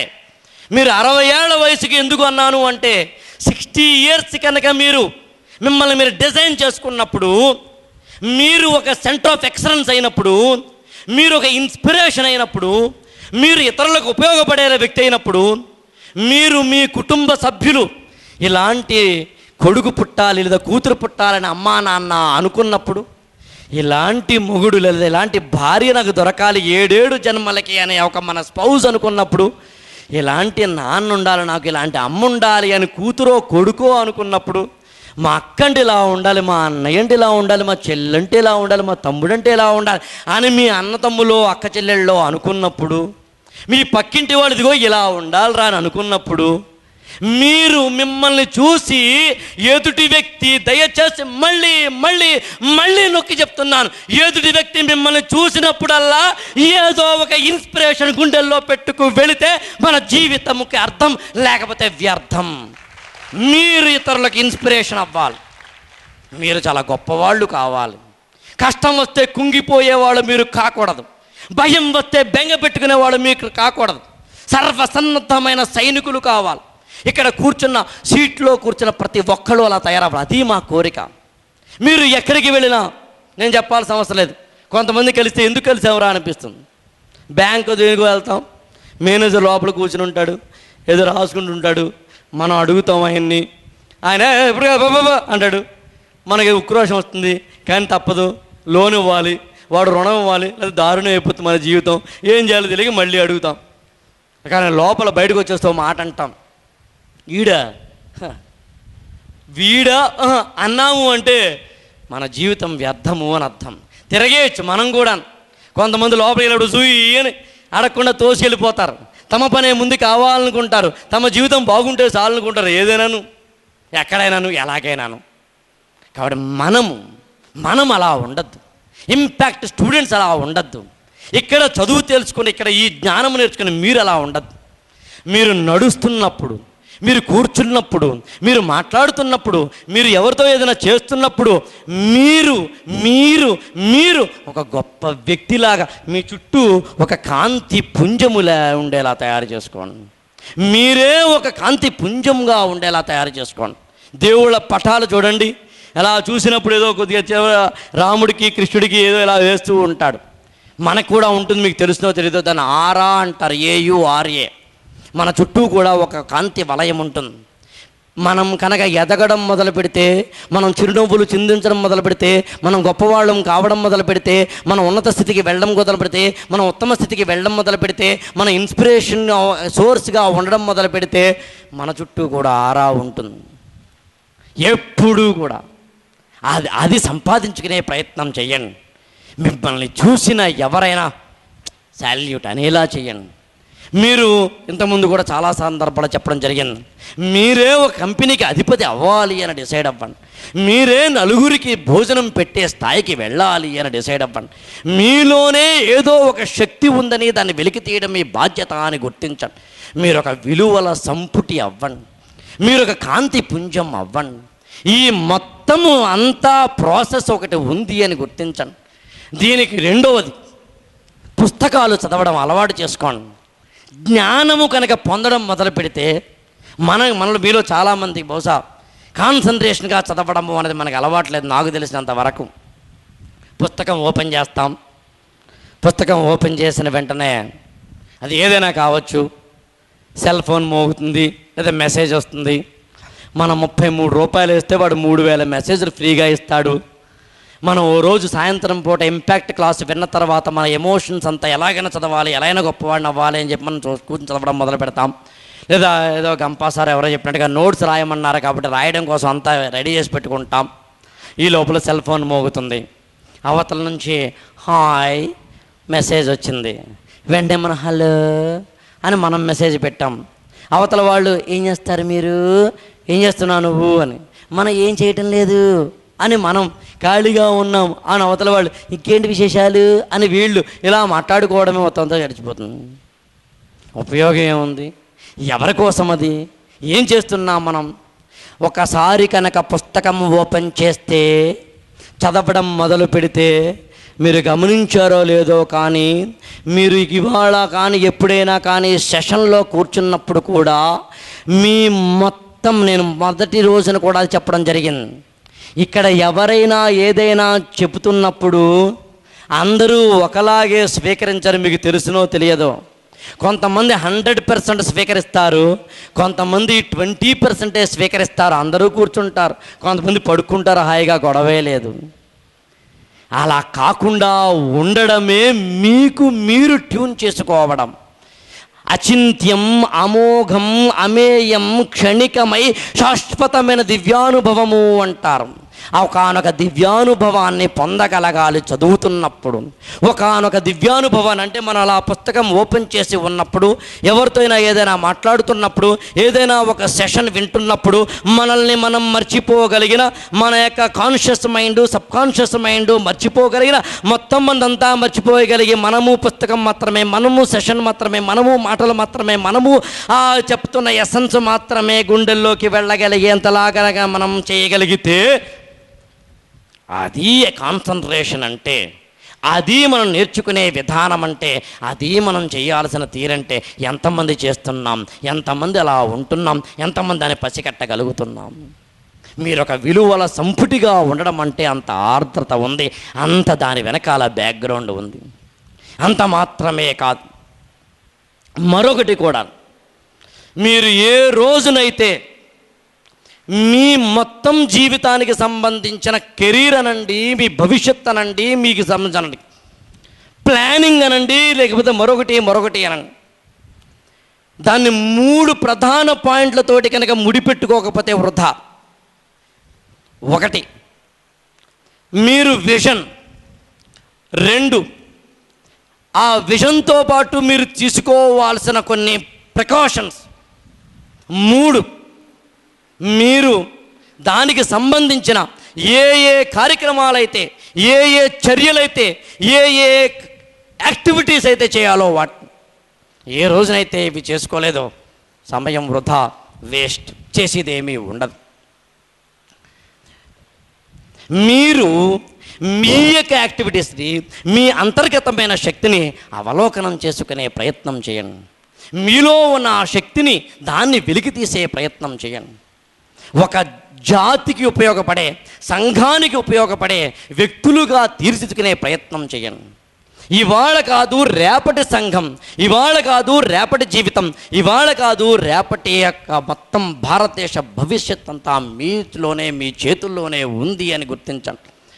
అసలు ఇవాళ ఇక్కడ ఉన్న మీరే రేపటి రోజున మిమ్మల్ని మీరే ఆశ్చర్యపోయే రీతిలో ఉంటారు అని అర్థం చేసుకోండి. మొత్తం మీ కెరీర్ అంతా, మీ ప్లానింగ్ అంతా కూడా ఇవాళే, ఇప్పుడే, ఇక్కడే ఒక ముహూర్తం అంటాం, శుభముహూర్తం అంటాం, అలా ఉండాలి. అలవాటు చేసుకోండి. మిమ్మల్ని మీరు ఉద్రేకపరచుకోండి, ఉత్సాహపరచుకోండి. నేనైతే ఏమంటానంటే, కనీసం వచ్చే ఏడాదైనా సరే మీలోంచి కనీసం 5 ట్రైనర్లు ఇక్కడికి వచ్చి మాట్లాడగలగాలి. కనీసం 5 వచ్చి ఇక్కడ ఉపన్యాసం ఇచ్చి 4 ఉత్తేజపరిచేలా ఉండగలగాలి. మిమ్మల్ని మీరు ఎలా తయారు చేసుకుంటున్నారు అన్నది పాయింట్. సర్వసన్నద్ధమైన సైనికుల్లా తయారు చేయండి. బద్ధకాన్ని వదిలిపెట్టండి. పుస్తకాలు చదవడం అలవాటు చేసుకోండి. అంత మాత్రమే కాదు, మామూలుగా అయితే ఇలాంటి సందర్భాల్లో కొన్ని బలహీనతల్ని, మనకు ఉండే కొన్ని బలహీనతలను అధిగమించడానికి కొంత సాధన కావాలి. అసంశయం మహాబాహో మనోదుర్నిగ్రహం చలం అభ్యాసేన తు కౌంతేయ వైరాగ్యేణ చగృహ్యతే అన్నారు. మనసుని కంట్రోల్ చేసుకోవడం అంత ఈజీ కాదు. మనలో అందరికీ, చాలామందికి మనసుని కంట్రోల్ చేసుకోవాలి. నాకు ఉంటుంది, మీకు ఉంటుంది, అందరికీ ఉంటుంది. రోయదు కామినీ జనుల తారుణ్యోరు సౌఖ్యములను పాసీపయదు పుత్రమిత్ర జన సంపద్భ్రాంతి వాంఛాలతల కోసీకోయదు నీకుం సత్క్రియలు చేసి చేయదు దీని త్రుళ్ళనపవే శ్రీకాళహస్తీశ్వర. మనసుని కంట్రోల్ చేసుకోవడం మామూలు విషయం కాదు. దానికి మామూలుగా అయితే భగవద్గీతలో ఇందాక నేను చెప్పిన శ్లోకంలో 2 ఒకటి అయితే వైరాగ్యము, లేదా మనసుని కంట్రోల్, అభ్యాసము అని సాధన. రోజు సాధన చెయ్యాలి. యోగత్వము అన్నారు దాన్ని. ఎవ్రీడే ఉదయం నుంచి రాత్రి వరకు మనం ఎంత సాధన చేశాము అన్నది పాయింట్. సాధన చేయడంలో అభ్యాసేన తు కౌంతేయ వైరాగ్యం తీసుకొని మనం ఎలాగో వైరాగుల్లో కలిసిపోవడం, మిగిలిందల్లా సాధన మాత్రమే. ఎవ్రీడే ప్రాక్టీస్ చేయండి. మీ వయసులో మీకు ఉన్న మీ బలహీనతల్ని మీరు గుర్తించి, ఆ వాస్తవాన్ని గుర్తించి, ఇది తప్పు ఇది ఒప్పు అని మీకు మీరే విచక్షణ, గంపాసారి చెప్పినట్టుగా యాంటీవైరస్ని వేసుకునే ప్రయత్నం చేయండి. ఏది పెడితే ఎలా పెడితే ఉండడానికి మనం జంతువులం కాదు, మనుషులం. తెలుగు సాహిత్యంలో వరూధిని ప్రవరాఖ్యల ఘట్టము అని ఉంటుంది. వరూధిని అనే అమ్మాయి, ప్రవరుడు అనే వివాహితుడు, అతను వస్తాడు. ఆమెని నేను ప్రేమిస్తున్నాను అంటుంది. నేను నిన్ను ప్రేమించడం లేదు అంటాడు. అప్పుడు ఆమె అడుగుతుంది, ఎందుకు ప్రేమించడం లేదు అని చెప్తాడు. నాకు పెళ్ళయింది, నేను ఇంటికి వెళ్ళిపోవాలి. నీకు పెళ్ళైంది, ఇంటికి వెళ్ళిపోవాలి. ఇంటికి వెళ్తే ఏం చేస్తామంటే, నేను ఇంటికి వెళ్ళిన తర్వాత మధ్యాహ్న సంధ్యావందన కార్యక్రమం చేస్తాను. సంధ్యావందన కార్యక్రమం చేస్తావు, సరే, దానివల్ల వచ్చేది ఏంటి? పుణ్యం వస్తుంది అని. పుణ్యం వస్తే ఏం చేస్తుంది? పుణ్యం వస్తే నేను స్వర్గంలోకి వెళతాను. స్వర్గం వెళ్ళిన తర్వాత ఏమవుతుంది? అక్కడ రంభా, ఊర్వశి, మేనక ఉంటారు. అదే నేను చెప్తున్నాను కదా, రంభా, ఊర్వశి, మేనక, తిలోత్తమ నా కాలి గోటికి సరిపోరు. నువ్వు ఎగ్జామ్ రాస్తాను, అప్లికేషన్ పెడతాను, ఇంటర్వ్యూకి వెళ్తాను, మెయిన్స్ రాస్తాను, ఇవన్నీ ఎందుకు, ముందే జాబ్ ఇచ్చేస్తా అంటున్నాను కదా అంటుందా. అప్పుడు చెప్తాడు, కలంచునే సతులమాయల్ ధీర చిత్తంబులన్. నాలాంటి ధీర చిత్తమున్న ఎవ్వరు ఏమాత్రము కలంచలేరు, ఏమాత్రము చేయలేరు అంటాడు. అలాంటి ధీర చిత్తములుగా మీరు కావాలని కోరుతూ ఈ అవకాశం నాకు అందించిన గంపాసారికి నమస్కారం తెలియజేస్తూ, చివరిగా ఎప్పుడూ నేను చెప్పేదే, బహుశా ఇప్పటికీ ఇంకొకరు చెప్పి కూడా ఉండవచ్చు, అయినా నేను అదే చెప్తాను. భగత్ సింగ్ని ఆ మరునాడు ఉరిశిక్ష వేస్తున్నారు అనగా ముందు రోజు సైనికులు వచ్చి, నీ ఆఖరి కోరిక ఏమిటి అని అడిగినప్పుడు, నేను రేపు నాకు ఎలా ఉరిశిక్ష వేస్తున్నారు కదా, ఉరిశిక్ష కాకుండా నన్ను పిస్టల్తో కాల్ చంపండి అని అడిగినప్పుడు అడుగుతారు వాళ్ళు, ఏమై పిచ్చి కింద పిస్టల్తో కాల్ చెప్తే కింద పడతావు మీద పడతావు అంతా అంటే, లేదు నాకు కనుక ఉరి వేస్తే గాల్లో వేళ్లాడుతూ ఉంటాను, గాల్లో వేళ్లాడడం మాత్రమే కాకుండా నేను భరత మాతను కనీసం టచ్ చేయకుండా చనిపోతాను.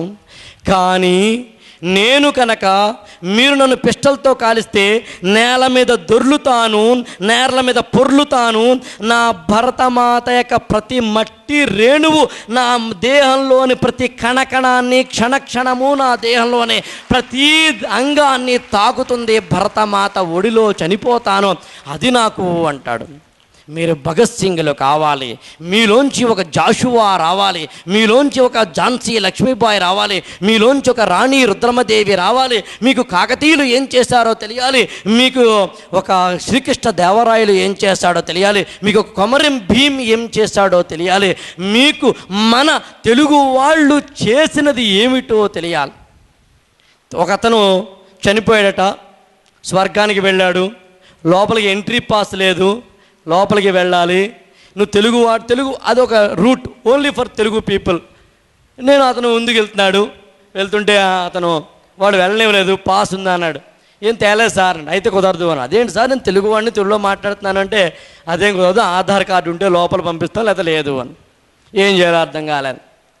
మరి అయినా వెళ్తాను అన్నప్పుడు స్వర్గాధిపతి వచ్చి, నీకు టెస్ట్ పెడతాం అయితేను అని, నీకు బండారు అచ్చమాంబ తెలిసిన ఆవిడెవరు సార్,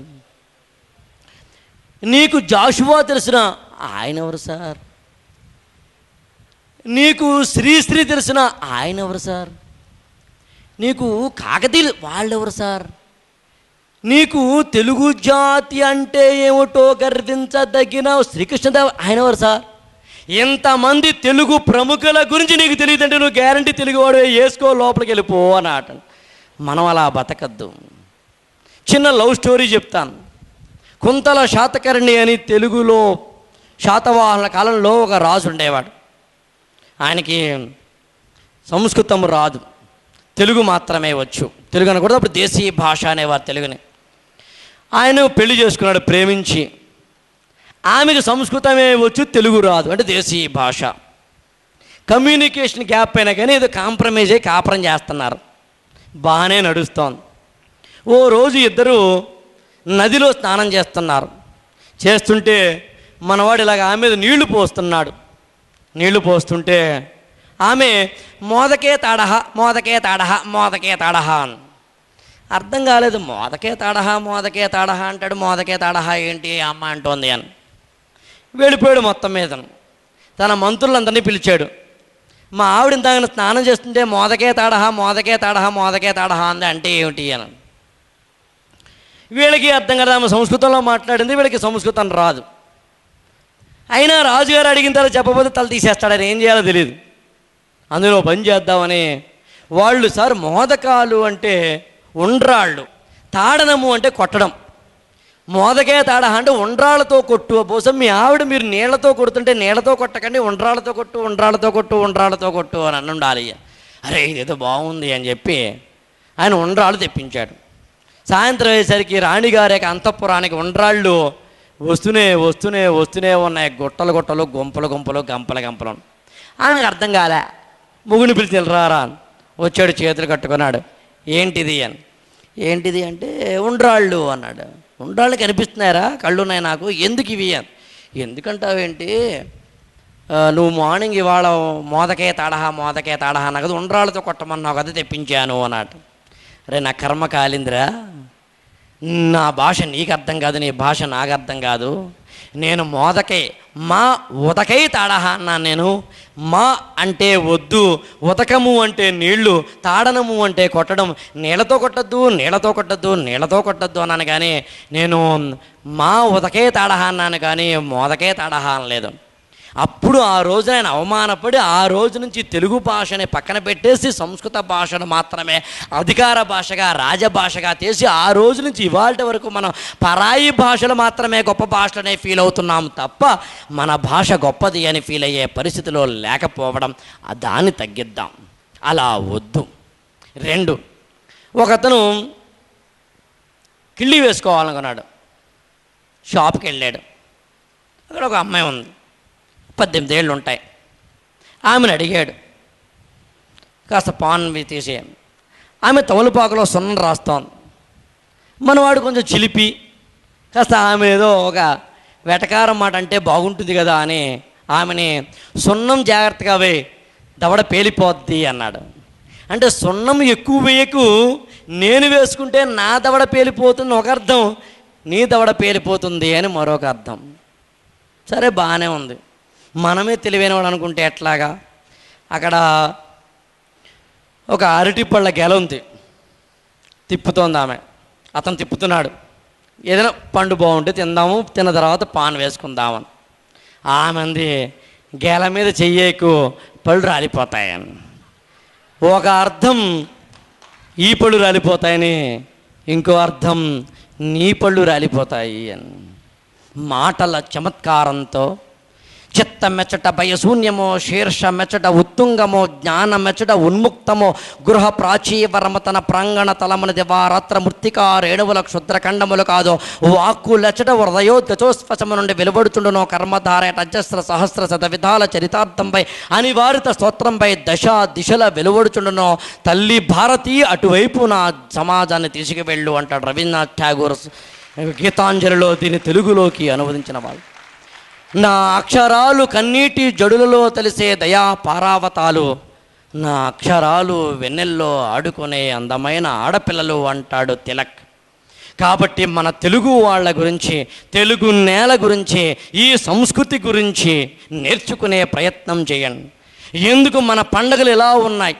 వినాయక చవితి వచ్చినప్పుడు పత్రేస్తాము, దీపావళి వస్తే అంతా కాలుస్తాం, దసరా వస్తే జమ్మి చెట్టు దిగి తిరుగుతాము, సంక్రాంతి వస్తే ఇంకోలా ఉంటాం, ఉగాదికి 6 రుచుల పచ్చడి తింటాం. ఉగాది మార్చిలో వస్తుంది, ఆ తర్వాత రామనవమి వస్తుంది, ఆ తర్వాత సమ్మర్లో ఒకటే ఉండదు. ఎందుకని? కార్తీక మాసంలో మాత్రమే ఉపవాసాలు ఎందుకు చేయాలి? గోర్లు చూసుకున్నప్పుడు ఏ గోరు పెరుగుతుంది? ఈ గోరు ముందు పెరుగుతుందా, ఈ గోరు ముందుకు పెరుగుతుందా? మనిషి చనిపోయిన తర్వాత కూడా శరీరంలో పెరిగే అవయవాలు ఏవైనా ఉన్నాయా? ట్రాఫిక్ సిగ్నల్ దగ్గర ఆగినప్పుడు అసలు ట్రాఫిక్ సిగ్నల్ ప్రపంచంలో మొట్టమొదటిసారిగా ఎవరు ఎప్పుడు కనుక్కున్నారు? 1918లో న్యూయార్క్లో కనుక్కున్నారు. ఫస్ట్ టైం అక్కడ స్టార్ట్ అయింది. ఫ్రెంచ్ దేశస్తులు, జపాన్ దేశస్తులు స్నానం చేయరు, 4 రోజులకు ఒకసారి చేస్తారు. ఎందుకు చేస్తారు? ఈస్ట్, నార్త్ ఈస్ట్ అంటే బహుశా ఈశాన్య భారతదేశంలో ఉన్న అనేకమైన రాష్ట్రాల్లో అత్తగారు అల్లుడిని పెళ్లి చేసుకుంటుంది. ఆశ్చర్యపోతారు మీరు. ఒక స్త్రీ ఒక వ్యక్తిని పెళ్లి చేసుకున్న తర్వాత అన్నదమ్ములందరూ ఆమెకి భార్యగానే ఉండి భర్తలుగానే ఉంటారంటే ద్రౌపదికి సంబంధించిన. ఎందుకు అలా జరుగుతుంది? ఆచారాలేంటి, వ్యవహారాలేంటి, మన డ్రెస్సింగ్ ఎలా ఎందుకుంది? యూరోపియన్ కంట్రీస్ అలా ఎందుకుంటారు, ఈస్టర్న్ కంట్రీస్ ఇలా ఎందుకుంటారు? మనం చర్మం రంగు ఇలా ఎందుకు ఉంటుంది, వాళ్ళ చర్మం రంగు అలాగే ఎందుకు ఉంటుంది? అసలు మన రాజ్యాంగ వ్యవస్థ ఏంటి, మన రాజకీయ వ్యవస్థ ఏమిటి? అసలు మనం ఇలా ఎందుకున్నాము, ఎక్కడి నుంచి వచ్చాము, ఎక్కడికి వెళతాం? అసలు ఈ సంఘంలో పుట్టినందుకు ఒక చైతన్య రాహిత్యమై మీ చదువులు, మీ పుస్తకాలు, మీ డిగ్రీ సర్టిఫికెట్లో మాత్రమే కాకుండా మీరుగాను మనంగాను మన కోసం బతకడమే కాకుండా నువ్వు తినే ప్రతి ఒక్క మెతుకు ఈ సంఘం పండించింది, గర్వించే ఈ నీ బతుకు ఈ సమాజమే మలిచింది. మీరు ఈ రుణం తీర్చుకునేందుకు మాత్రమే ఇక్కడికి వచ్చారు అని గుర్తించి అమ్మా నాన్నల్ని గౌరవించండి, గురువుని ఆదరించండి, సంఘాన్ని ప్రేమించండి, వ్యవస్థల్ని కాపాడండి. ఇలాంటి వాటికి వచ్చినప్పుడు ఇక్కడి నుంచి వెళ్ళిన తర్వాత మీలో ఒక చైతన్యం వచ్చింది అని, మీలో కూడా ఇవాళ కన్నా రేపు కన్నా ఎల్లుండి ఒక మార్పుతో ఉండాలి. ఇవాళ ఇక్కడ ఇలా ఉండిపోయినట్టుగానే జీవితాంతం ఉండిపోవద్దు.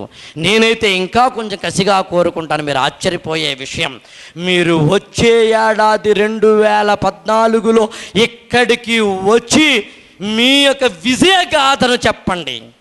మీరు ఎక్కడ సక్సెస్ అయ్యారో చెప్పండి, మీరు ఏం చేశారో చెప్పండి, ఉన్న చోటనే ఉండిపోయామని మాత్రం చెప్పకండి.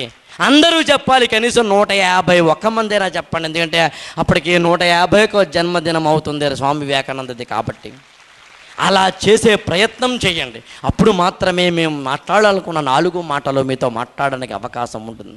ఇంకా చాలా చెప్పాలని ఉంది, కానీ ఇక్కడితో ఆపుతూ కామా మాత్రమే పెడుతూ మిమ్మల్ని కన్న మీ తల్లిదండ్రులందరికీ నమస్కారాలు తెలియజేస్తూ, మీకు చదువు చెప్పిన మీ టీచర్లందరికీ నమస్కారం తెలియజేస్తూ, మీలో ఉన్న సంస్కార భారతికి నా నమస్కార హారతి తెలియజేస్తూ, ఇక్కడికి వచ్చిన పెద్దలందరికీ నమస్కారం తెలియజేస్తూ thank you, thank you, thank you, thank you very much. అది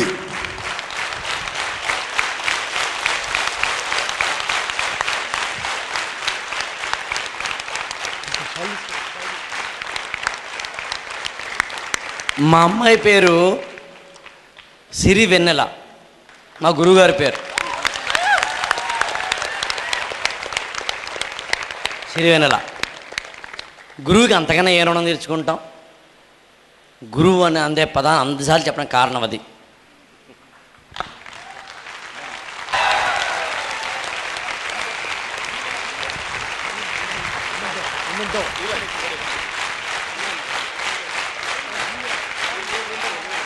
అమ్మాయిలు ఇంతమందే ఉన్నారా? అన్యాయం. పరిగెత్తుకురండి, పరిగెత్తుకురండి. గుడ్. బోర్డు మీద ఇంగ్లీష్లో ఎందుకు ఉందనా? తెలుగు నేర్చుకోమంటే అంటే అర్థం ఇంగ్లీష్ మర్చిపోమని కాదు. అమ్మనేమో గౌరవించాలి, భార్యను ప్రేమించాలి. అమ్మేమో తల్లి భాష, భార్య ఏమో ఇంగ్లీష్, రెండు ఉండాలి. Not that loving Telugu is not that hating English or other languages. You should know everything. You should be able to speak in English also, you know.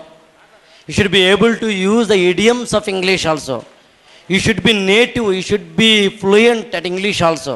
That doesn't mean that.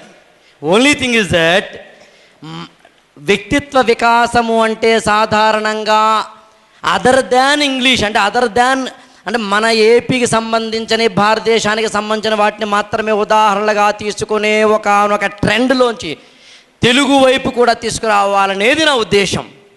మనకు కూడా ఉన్నారు అని చెప్పడం నా ఉద్దేశం, అంతకుమించి ఏం కాదు. అబ్రహం లింకన్ గురించి చెప్పి అరగదీశాం. రాబిన్ శర్మ లాంటి వాళ్ళు భారతీయ ఆధ్యాత్మిక చింతనతోటి పుస్తకాలు రాస్తున్నారు. పాల్ కోహెలో రాసిన ఆల్కెమిస్ట్ లాంటి పుస్తకం చదివితే భారతదేశంలో ఉన్న ఉపనిషత్ కథల్లోంచి వచ్చినవి అవి చెప్పడం నా ఉద్దేశం. మన వేదాల్లో, మన పురాణాల్లో, మన ఉపనిషత్తుల్లో, మన నేలలో, మన జీవితంలో, మన చోటనే, మన గడ్డ మీదనే, మన జాతిలో నా తెలంగాణ కోటి రతనాల వీణాల కలిగిన దాశరథి గురించి మనకి తెలియాలి. మన కొమరం భీం గురించి మనకి తెలియాలి. పల్లె కన్నీరు పెడుతోందన్న గోరేటి వెంకన్న గురించి మనకి తెలియాలి. నా అక్షరాలు ఏందని చెప్పిన తిలక్ గురించి మనకి తెలియాలి. వేమన్న గురించి మనకి తెలియాలి. గురజాడ గురించి మనకి తెలియాలి. అసలు మన జాతి గురించి మనకి తెలియాలి అని చెప్పడం నా ఉద్దేశం. మన పండగల్లో ఉన్న సారాంశం మనకు తెలియాలి అని చెప్పడం నా ఉద్దేశం. అరే మదర్స్ డే అంటే ఎగేసుకుని మనం అన్నీ కొనిచ్చేస్తామా? ఆ ఒక్కరోజే తల్ల ఎవ్రీడే ప్రతిరోజు అమ్మను స్మరించుకోమని చెప్పిన జాతి ఇది అని చెప్పడం నా ఉద్దేశం. పితృదేవోభవ, ప్రతిరోజు నాన్న నీ గుండెల్లో ఉండాలి అని చెప్పడం. నీ సెల్ ఫోన్ స్క్రీన్ సేవర్ మీద నాన్ననో అమ్మనో పెట్టుకోమని చెప్పడం ఉద్దేశం. అది మీ పర్సు ఓపెన్ చేస్తే అమ్మో నాన్నో ఉండాలి అని చెప్పడం నా ఉద్దేశం. అంతే తప్పించుకొని ఇంగ్లీష్ ఇతర పరాయి భాషని కాదు. తమిళమైనా ఇంకోటైనా కానీ తెలుగు అనేదాన్ని ఇదిలా చెప్పే ప్రయత్నం. అంత ఇంగ్లీష్ గురించి కాదు, ఇంగ్లీష్ విమర్శించమని కాదు. For your kind information. అదేవిధంగా ఇంకోటి కూడా నేను మళ్ళీ చెప్పదలుచుకున్నాను. దయచేసి ఇటువైపు చూడండి, మన వైపు చూడండి, మీలోకి చూడండి, భారతీయతలోకి చూడండి. ఇండియాలో భారతదేశంలో పుట్టదు గర్వించండి. ఎన్నో చెప్పాలి. ఓవర్ఫ్లో ఆఫ్ ద థాట్స్తో నేను ఇదైపోతున్నాను. నేను భారతదేశంలో పుట్టామంటే పూర్వజన్మలో చేసుకున్న సుకృత్తది. అవి ఎలా చూసుకున్నా కూడా, ఏ విధంగా చూసుకున్నా కూడా, కాశ్మీర్ నుంచి కన్యాకుమారి వరకు అరే ఇవాళ మనం చెప్తున్నాం టెలిస్కోప్ కనిపెట్టని రోజుల్లో ఏ నక్షత్రం ఏమిటో చెప్పినవాడు భారతీయుడు. ఇంకా అవేవి కనుక్కొని రోజుల్లో భారతదేశంలో మాత్రమే పలానా రోజున గ్రహణం వస్తుంది, పలానా రోజున ఇది ఉంటుంది అని చెప్పినవాడు. శుక్రగ్రహం ఏంటో, గురుగ్రహం ఏంటో, రాహు ఏంటో, కేతు ఏంటో చెప్పినవాడు. ఆత్మవత్ సర్వభూతాని అని ప్రతి దాంట్లోనూ కూడా చెప్పినవాడు. పాము ఇంటిలోకి వస్తే ఎప్పుడు ఎలా ఉంటుందో చెప్పినవాడు. నాగుల చవితి నాడు అదే పాముని పూజించమని చెప్పినవాడు. నాగుల చవితి నాడు పూజించాలట, ఎప్పుడైనా వస్తే దాన్ని చంపాలి, విష పురుగుని కూడా దాంట్లో కూడా అవన్నీ చెప్పినవాడు. అంత మాత్రమే కాదు, ఓం జాతవేదసే నమః లాంటి దుర్గా సూక్తాల్లో వ్యక్తిత్వ వికాసం ఉంది మిత్రులారా. ఇంకా అవన్నీ అదే చెప్తాను కదా, ఇంకా ఈ ట్రెండ్ ఇంకా కాదని నాకు తెలుసు కాబట్టి నాకు ఆపాను నేను. ఓం సహనాభవతో సహనా పునక్తో సహవీర్యం కరావై తేజస్వినావధీత వస్తు మా విద్విషాకరే అని చెప్పిన దాంట్లో ఉన్నది కూడా నువ్వు నేను కలిసి ఉండాలి అని చెప్పింది. ఎప్పుడైనా ఎక్కడైనా కలిసి ఉంటే కలదు సుఖము అని చెప్పింది. అంత మాత్రమే కాదు, నమ్మకము చమకంలో ఉన్నది. అంతదాకా ఎందుకయ్యా?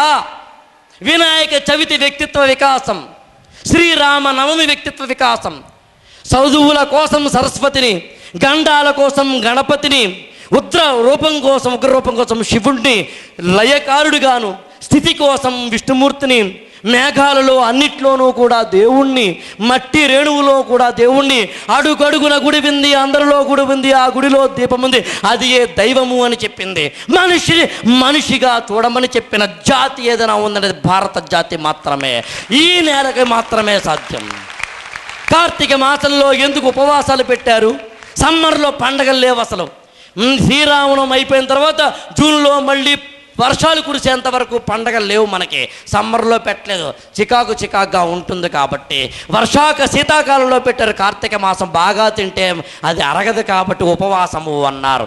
ఉసిరికాయని రాత్రి ఎందుకు తినద్దన్నారు? దాని గురించి చెప్తే ఆశ్చర్యపోతాం. పసుపుని ఎందుకు గడపకి రాసుకోమన్నారు? మామిడి తోరణాన్ని ఎందుకు కట్టాలి? అరిటాకులు కట్టచ్చు కదా. మామిడి తోరణమే ఎందుకు కట్టాలి? మామిడాకే ఎందుకు కట్టాలి? 6 రుచువులు ఎందుకు ఉండాలి? ఇవన్నీ తెలుసుకోవాలి అన్నది. అప్పుడే 30 సంవత్సరాలు అయిపోయింది మిత్రులారా, తమ్ముళ్ళారా, చెల్లాయిల్లారా. ఇండియా, భారతదేశం స్వామి వివేకానంద లాంటి వాడు చెప్పింది. బహుశా నేను మళ్ళీ చెప్తున్నాను, స్వామి వివేకానందని చదవండి, ఇంకేమీ చదవకపోయినా పర్వాలేదు. ఈ జాతి చచ్చిపోకుండా ఉండేందుకు, భారతదేశం చచ్చిపోకుండా ఉండేందుకు పుట్టిన మహనీయుడు ఆయన. బహుశా స్వామి వివేకానంద పుట్టకుండా ఉండి నాకు అప్పుడు భయం వేస్తుంది, ఏమైపు ఉండేది ఇండియా, ఏమైపు ఉండేది భారతదేశము అని చెప్పగలిగాడు. ద ఓన్లీ వన్ ఫిలాసఫర్, ఆయన ఒక్కడు మాత్రమే చెప్పాడు. అందరు ఫిలాసఫర్లు చెప్తే వైరాగ్యం చెప్పారు లేదా భౌతికం చెప్పారు. ఆయన ఒక్కడు మాత్రమే భౌతికాన్ని, వేదాంతాన్ని ముడిపెట్టి చెప్పినవాడు. ఎన్ని గురించి మాట్లాడమంటారు? నిన్ను నువ్వు తెలుసుకో అన్నాడు. సింపుల్ లాజిక్, నీలోనే అంత శక్తి ఉంది అన్నాడు. The moment you fear you are no more అన్న ఒకే ఒక వ్యక్తి స్వామి వివేకానంద. నువ్వు భయపడితే చస్తావురా అని అప్పుడు చెప్పాడు. ఆత్మహత్య చేసుకోవద్దు అని చెప్పినవాడు. ఎన్ని ఉన్నాయా? ఎక్కడో ఆదిశంకరాచార్యులు మొదలుకొని అంబేద్కర్ జీవితం చదవండి. నా కవితావధూటి వదనంబు నెగాదిగా చూసి రూపురేఖ కమనీయ వైకుల్యం కాల్చి బలి అన్నవాడే నీదే కులమన్న ప్రశ్న వెలగించి చివారం లేచిపోవచ్చో బాకున గ్రుమ్మినట్లయ్యే పార్థివచంద్ర వసింప సిగ్గగునన్న కవితలో చెప్పిన ఆర్ద్రత జాషువా గుండెల్లో ఉంది. అది అర్థం చేసుకోండి. ఈ అచింత్యము నా కవితావధూటి వదనంబు నెగాదిగా చూసి రూపురేఖ కమనీయ వైకుల్యం కాల్చి అని చెప్పినవాడు జాషువా. అంత మాత్రమే కాదు, శ్రీశ్రీ కవితా ఓ కవిత నా యువకాసలనోపేసర సుమగీతావరణం రాతు సుందర సుస్యందన మందున అందని అందానుగా విహరించిన రోజుల్లో దారుణ మారణ దానవ భాషల ఫేరవ భైరవ భీకర ఘోషల భాషల గంటల మంటల చిటపటలు అని రాయగలిగిన వాడు శ్రీశ్రీ. వాళ్ళ గురించి తెలుసుకోమని చెప్పడం నా ఉద్దేశం. ఇంజనీరింగ్ విద్యా వ్యవస్థ వచ్చిన తర్వాత భారతీయ విద్యా వ్యవస్థ, ఆంధ్రదేశం విద్యా వ్యవస్థ సర్వనాశనం అయిపోయిన ఒకనొక సందిగ్ధ వ్యవస్థలో ఉన్న యువతరం మీది. మీకు ఇవాళ దిశానిర్దేశం ఇలా చేయకపోతే చాలా ప్రమాదాలు జరుగుతాయి తమ్ముళ్ళారా. ఇలా చెయ్యాలి అనే ఉద్దేశం నా ఆర్ద్రత. ఇంకా చాలా చెప్పాలనుంది. Thank you very much. Any questions? Yes sir.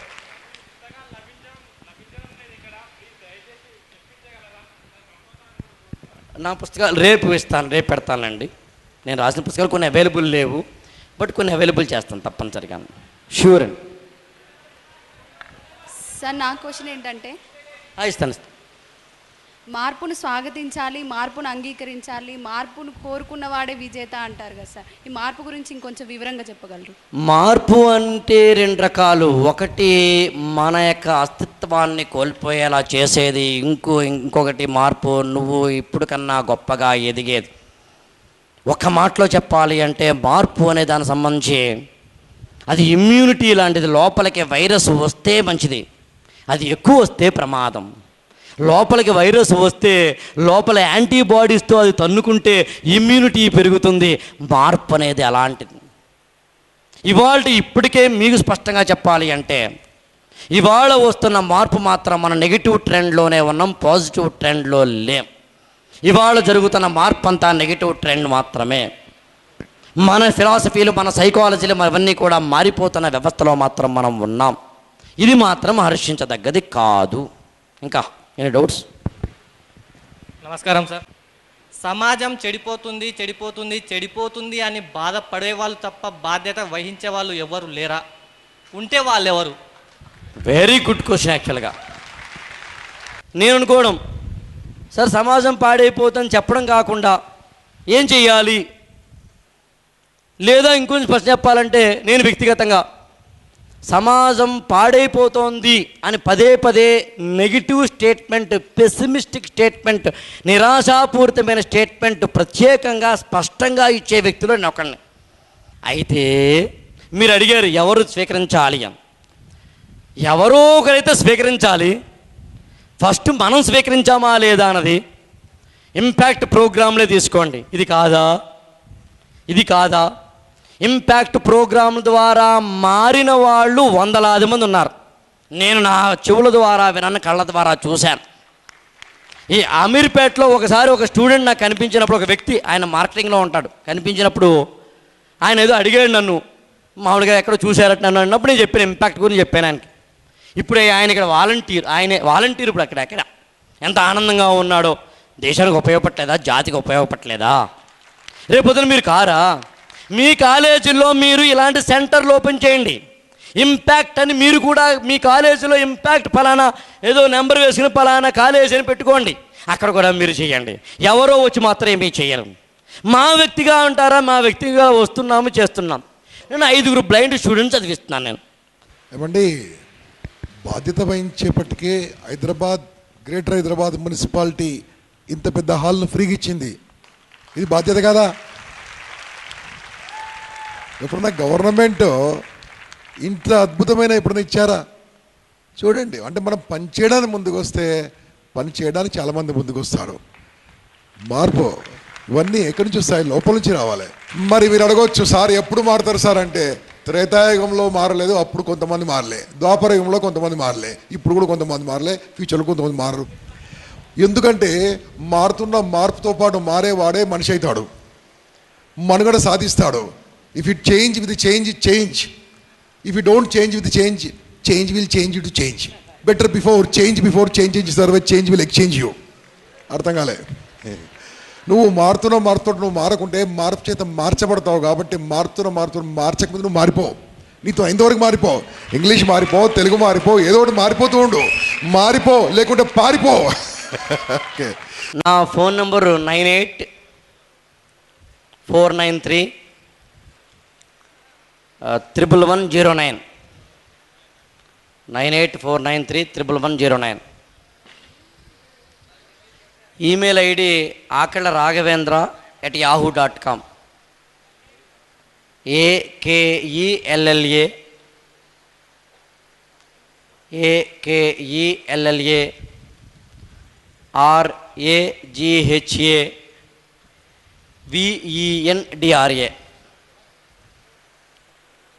akella.raghavendra@yahoo.com. ఓకేనా అండి? Thank you very much. నమస్తే సార్. సార్, ఇంత ఇంటెన్సిటీతో మాట్లాడుతున్నప్పుడు మనకి ఏడుపు వచ్చేస్తుంది. ఎందుకు? మనం ఎక్కడో ఒక చోట మనం తప్పు చేస్తున్నాం అనే భావన మనలో ఉంది. కంపల్సరీగా దాన్ని చేంజ్ చేసుకోవాలి. అది ఇప్పటి నుంచే, ఈ రోజు నుంచి, ఈ క్షణం నుంచే మనం మార్చుకోవాలి. రేపటి నుంచి మార్నింగ్ లెగిచిన దగ్గర నుంచి మనం భూదేవికి దండం పెట్టుకోవాలి. మన తల్లిదండ్రుల్ని రోజు గుర్తు చేసుకోవాలి. మన తల్లిదండ్రుల ఫోటోల్ని వాళ్ళనే దేవుళ్ళుగా పూజించాలి. కంపల్సరీగా అది చేసినప్పుడే మనం ఇక్కడికి వచ్చి ఇంత కూర్చున్నందుకు విలువ అనేది ఉంటుంది. సో అది మనం చేయాలి కంపల్సరీగా. అది చేసినప్పుడే సార్కి మనకి ఇక్కడ ఉన్న వాళ్ళందరికీ విలువ. Thank you. హాయ్ ఫ్రెండ్స్, నా పేరు రామకృష్ణ అండి. మందలం డిస్ట్రిక్ట్ కొండపల్లిపల్లి మాది.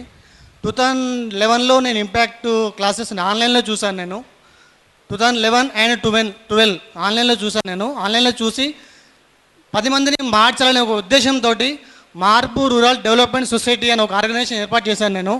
సో సార్ కూడా నేను మెసేజ్ చేసిన 2 times, సార్ మేము సొసైటీ ఏర్పాటు చేసినాం. ఆన్లైన్లో కూడా మెసేజ్ పెట్టాం. నేను ఒకసారి స్టూడెంట్స్కి అందరికీ ట్రైనింగ్ ఇవ్వాలనే ఉద్దేశంతో మెసేజ్ పెడితే ఉదయ్ కుమార్ గారు నాకు రిప్లై ఇచ్చారు. సార్ మీరు ఎవరిని అడగాల్సిన అవసరం లేదు, ఆన్లైన్లో మీరు రిక్వెస్ట్ పెట్టండి, మీరు ఎవరో స్పందిస్తారు అని చెప్పారు. సో సార్ కూడా చెప్పాను, నేను మా సొసైటీ తరపు నుంచి ఎంతోమంది విద్యార్థులను మార్చాలని ట్రై చేస్తున్నాం మేము. సో సార్ దయచేసి మాకు సహకరించి సార్ దగ్గర ట్రైనింగ్ పొందిన వాళ్ళని పంపిస్తే కనుక నేను ఇక్కడ 2000 మెంబర్సే ఉన్నారు, 2000 కాకుండా 20,000 మందిని మార్చాలని ఒక నా లక్ష్యంతో నేను ముందుకెళ్తున్నాను. నేను దయచేసి సార్ సహకరించాలని నేను కోరుకుంటున్నా. Good evening. పేపర్లో చదువుతున్నప్పుడు ఏడుపు రాదా అంటే, కొన్ని ఇష్యూస్ చదువుతున్నప్పుడు నేనైతే అసలు ఆపుకోలేను, అలా మొత్తం ఏడ్చేస్తూ ఉంటాను. ఏమన్నా ఒక రోడ్లో 10 మంది తిరుగుతున్నప్పుడు సడన్గా ఒక అబ్బాయి ఒక అమ్మాయిని పొడి చేశాడనో, లేకపోతే ఇంకేమన్నా ఇష్యూ జరిగిందనో, మనం ఎంత ఎదిగిపోయామంటే వాళ్ళకి సహాయం చేయకపోగా వీడియోలు తీసుకుంటున్నాం మన ఫోన్లలో. Please, I don't want that to be happen. Where is our education going on? మనం ఏం చదువుతున్నాం అండి? మనకి ఏం నేర్పుతుంది మన చదువు? ప్లీజ్, మీరు కనుక ఇలాంటి సిచ్యువేషన్ ఎప్పుడన్నా ఎదురైతే వాళ్ళని అలాంటి పనులు చేయొద్దు అని అక్కడే మందలించండి కుదిరితే. అండ్ సార్, మీలాగా బ్రతకాలని ఆశించే వ్యక్తుల్లో నేను ఒకదాన్ని. ఆశీర్వదించండి సార్. దిల్సుఖ్ నగర్లో బాంబు పెడితే మీకు తెలుసో లేదో, ఈ ప్రపంచంలో ఎక్కడ బాంబు పెట్టినా బాంబు సౌండ్ ఇస్తే పారిపోతారు. ఒకటే ఒక హైదరాబాద్లో బాంబు అక్కడ పెలగానే పారిపోయి వాళ్ళని రక్షించారు, వాళ్ళని లేపారు, పేషెంట్స్ని పైకి తీసుకెళ్లారు, అంబులెన్స్కి ఫోన్ చేశారు. ఎందుకు లేరమ్మా, ఎవడో ఒకడు విధవ ఉండని సమాజాన్ని అందడానికి వీల్లేదు. కొంతమంది ఉంటారు వీడియో తీసే వాళ్ళు ఉంటారు, కాపాడే వాళ్ళు ఉంటారు.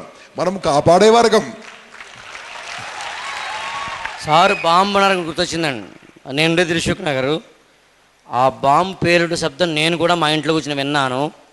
నాకు తెలిసి వితిన్ 1 minute అక్కడికి వెళ్ళాను. మామూలుగా బాంబు పేలినప్పుడు ఆ పరిసర ప్రాంతాల్లోకి వ్యక్తులు వెళ్ళకూడదు, ఎందుకంటే అక్కడ సాక్షి కావాలి కాబట్టి. నేను 3 ఛానళ్ళకి 2 IPS ఆఫీసర్లకి ఫస్ట్ ఫోన్ కాల్. వాళ్ళకి ఇంకా తెలియదు ఆ విషయం అక్కడ బాంబు పేలినట్టుగా.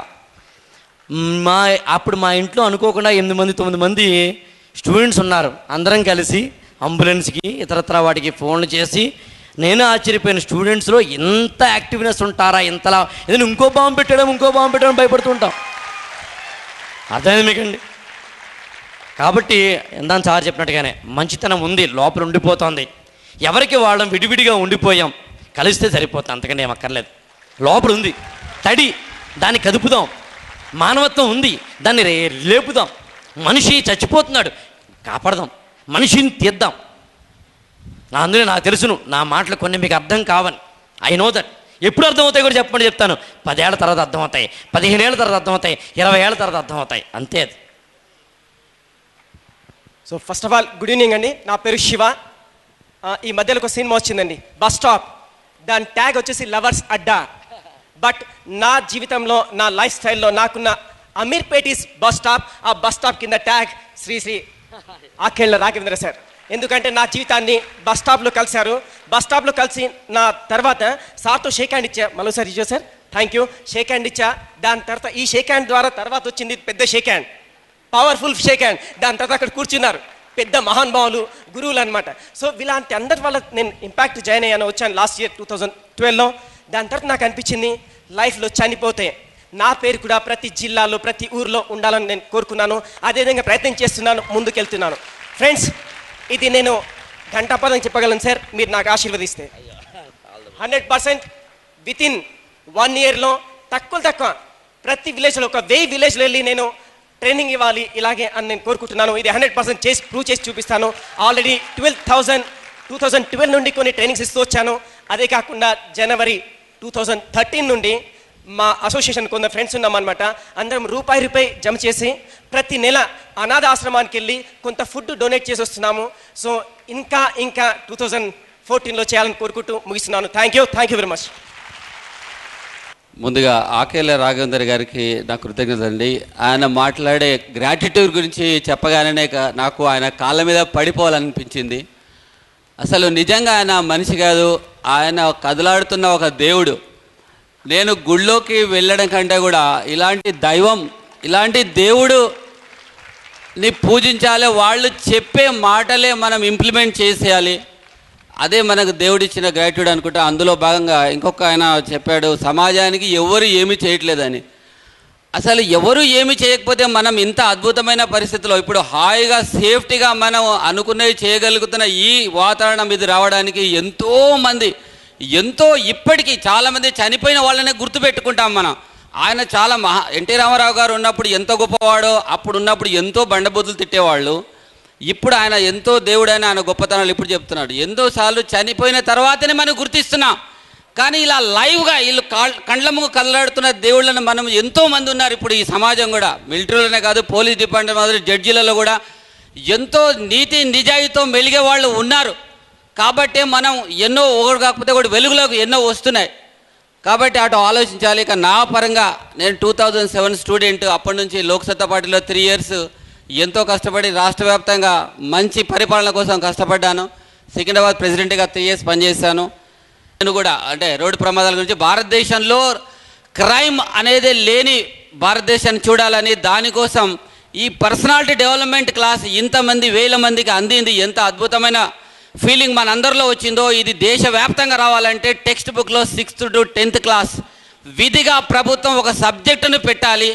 అలా పెట్టేటట్టుగా నేను ప్రధానమంత్రికి బహిరంగ లేఖలు అనే 1,00,000 ఉత్తరాలు రాపించాలని, అట్లాగే స్టేట్ మన టెక్స్ట్ బుక్లో కూడా ఒక లెసన్స్ కానీ ఒక సబ్జెక్ట్ కానీ పెట్టి తీర్చాలి. ఎందుకంటే 1,40,000 మంది ఆత్మహత్యలు చేసుకుంటున్నారు. ఇలాంటి క్లాస్ కనుక వింటే చచ్చిన వాడు ఆత్మహత్య చేసుకోరు. ఇంతకుముందు లెనిన్ ఒక పాట పాడాడు, అది నన్ను కదిలించి నా కళ్ళలో నీళ్ళు వచ్చాయి. ఆయన ప్రకృతి గురించి చెట్ల గురించి పాడుతుంటే అది విన్న ఏ ఒక్క స్టూడెంట్ కూడా చెట్టు నరకడానికి అతను అడ్డం పడతాడు. నిజంగా ఆ పాట అద్భుతంగా పాడాడు. ఆయన కాళ్ళు ముట్టుకున్నాను. ఆయన చిన్నవాడు కావచ్చు కానీ ఆయన నిజంగా నా దృష్టిలో ఆయన దేవుడు. ఈ అవకాశం ఇచ్చిన కంపెనీ అందరికీ నాకు థ్యాంక్ యూ సార్.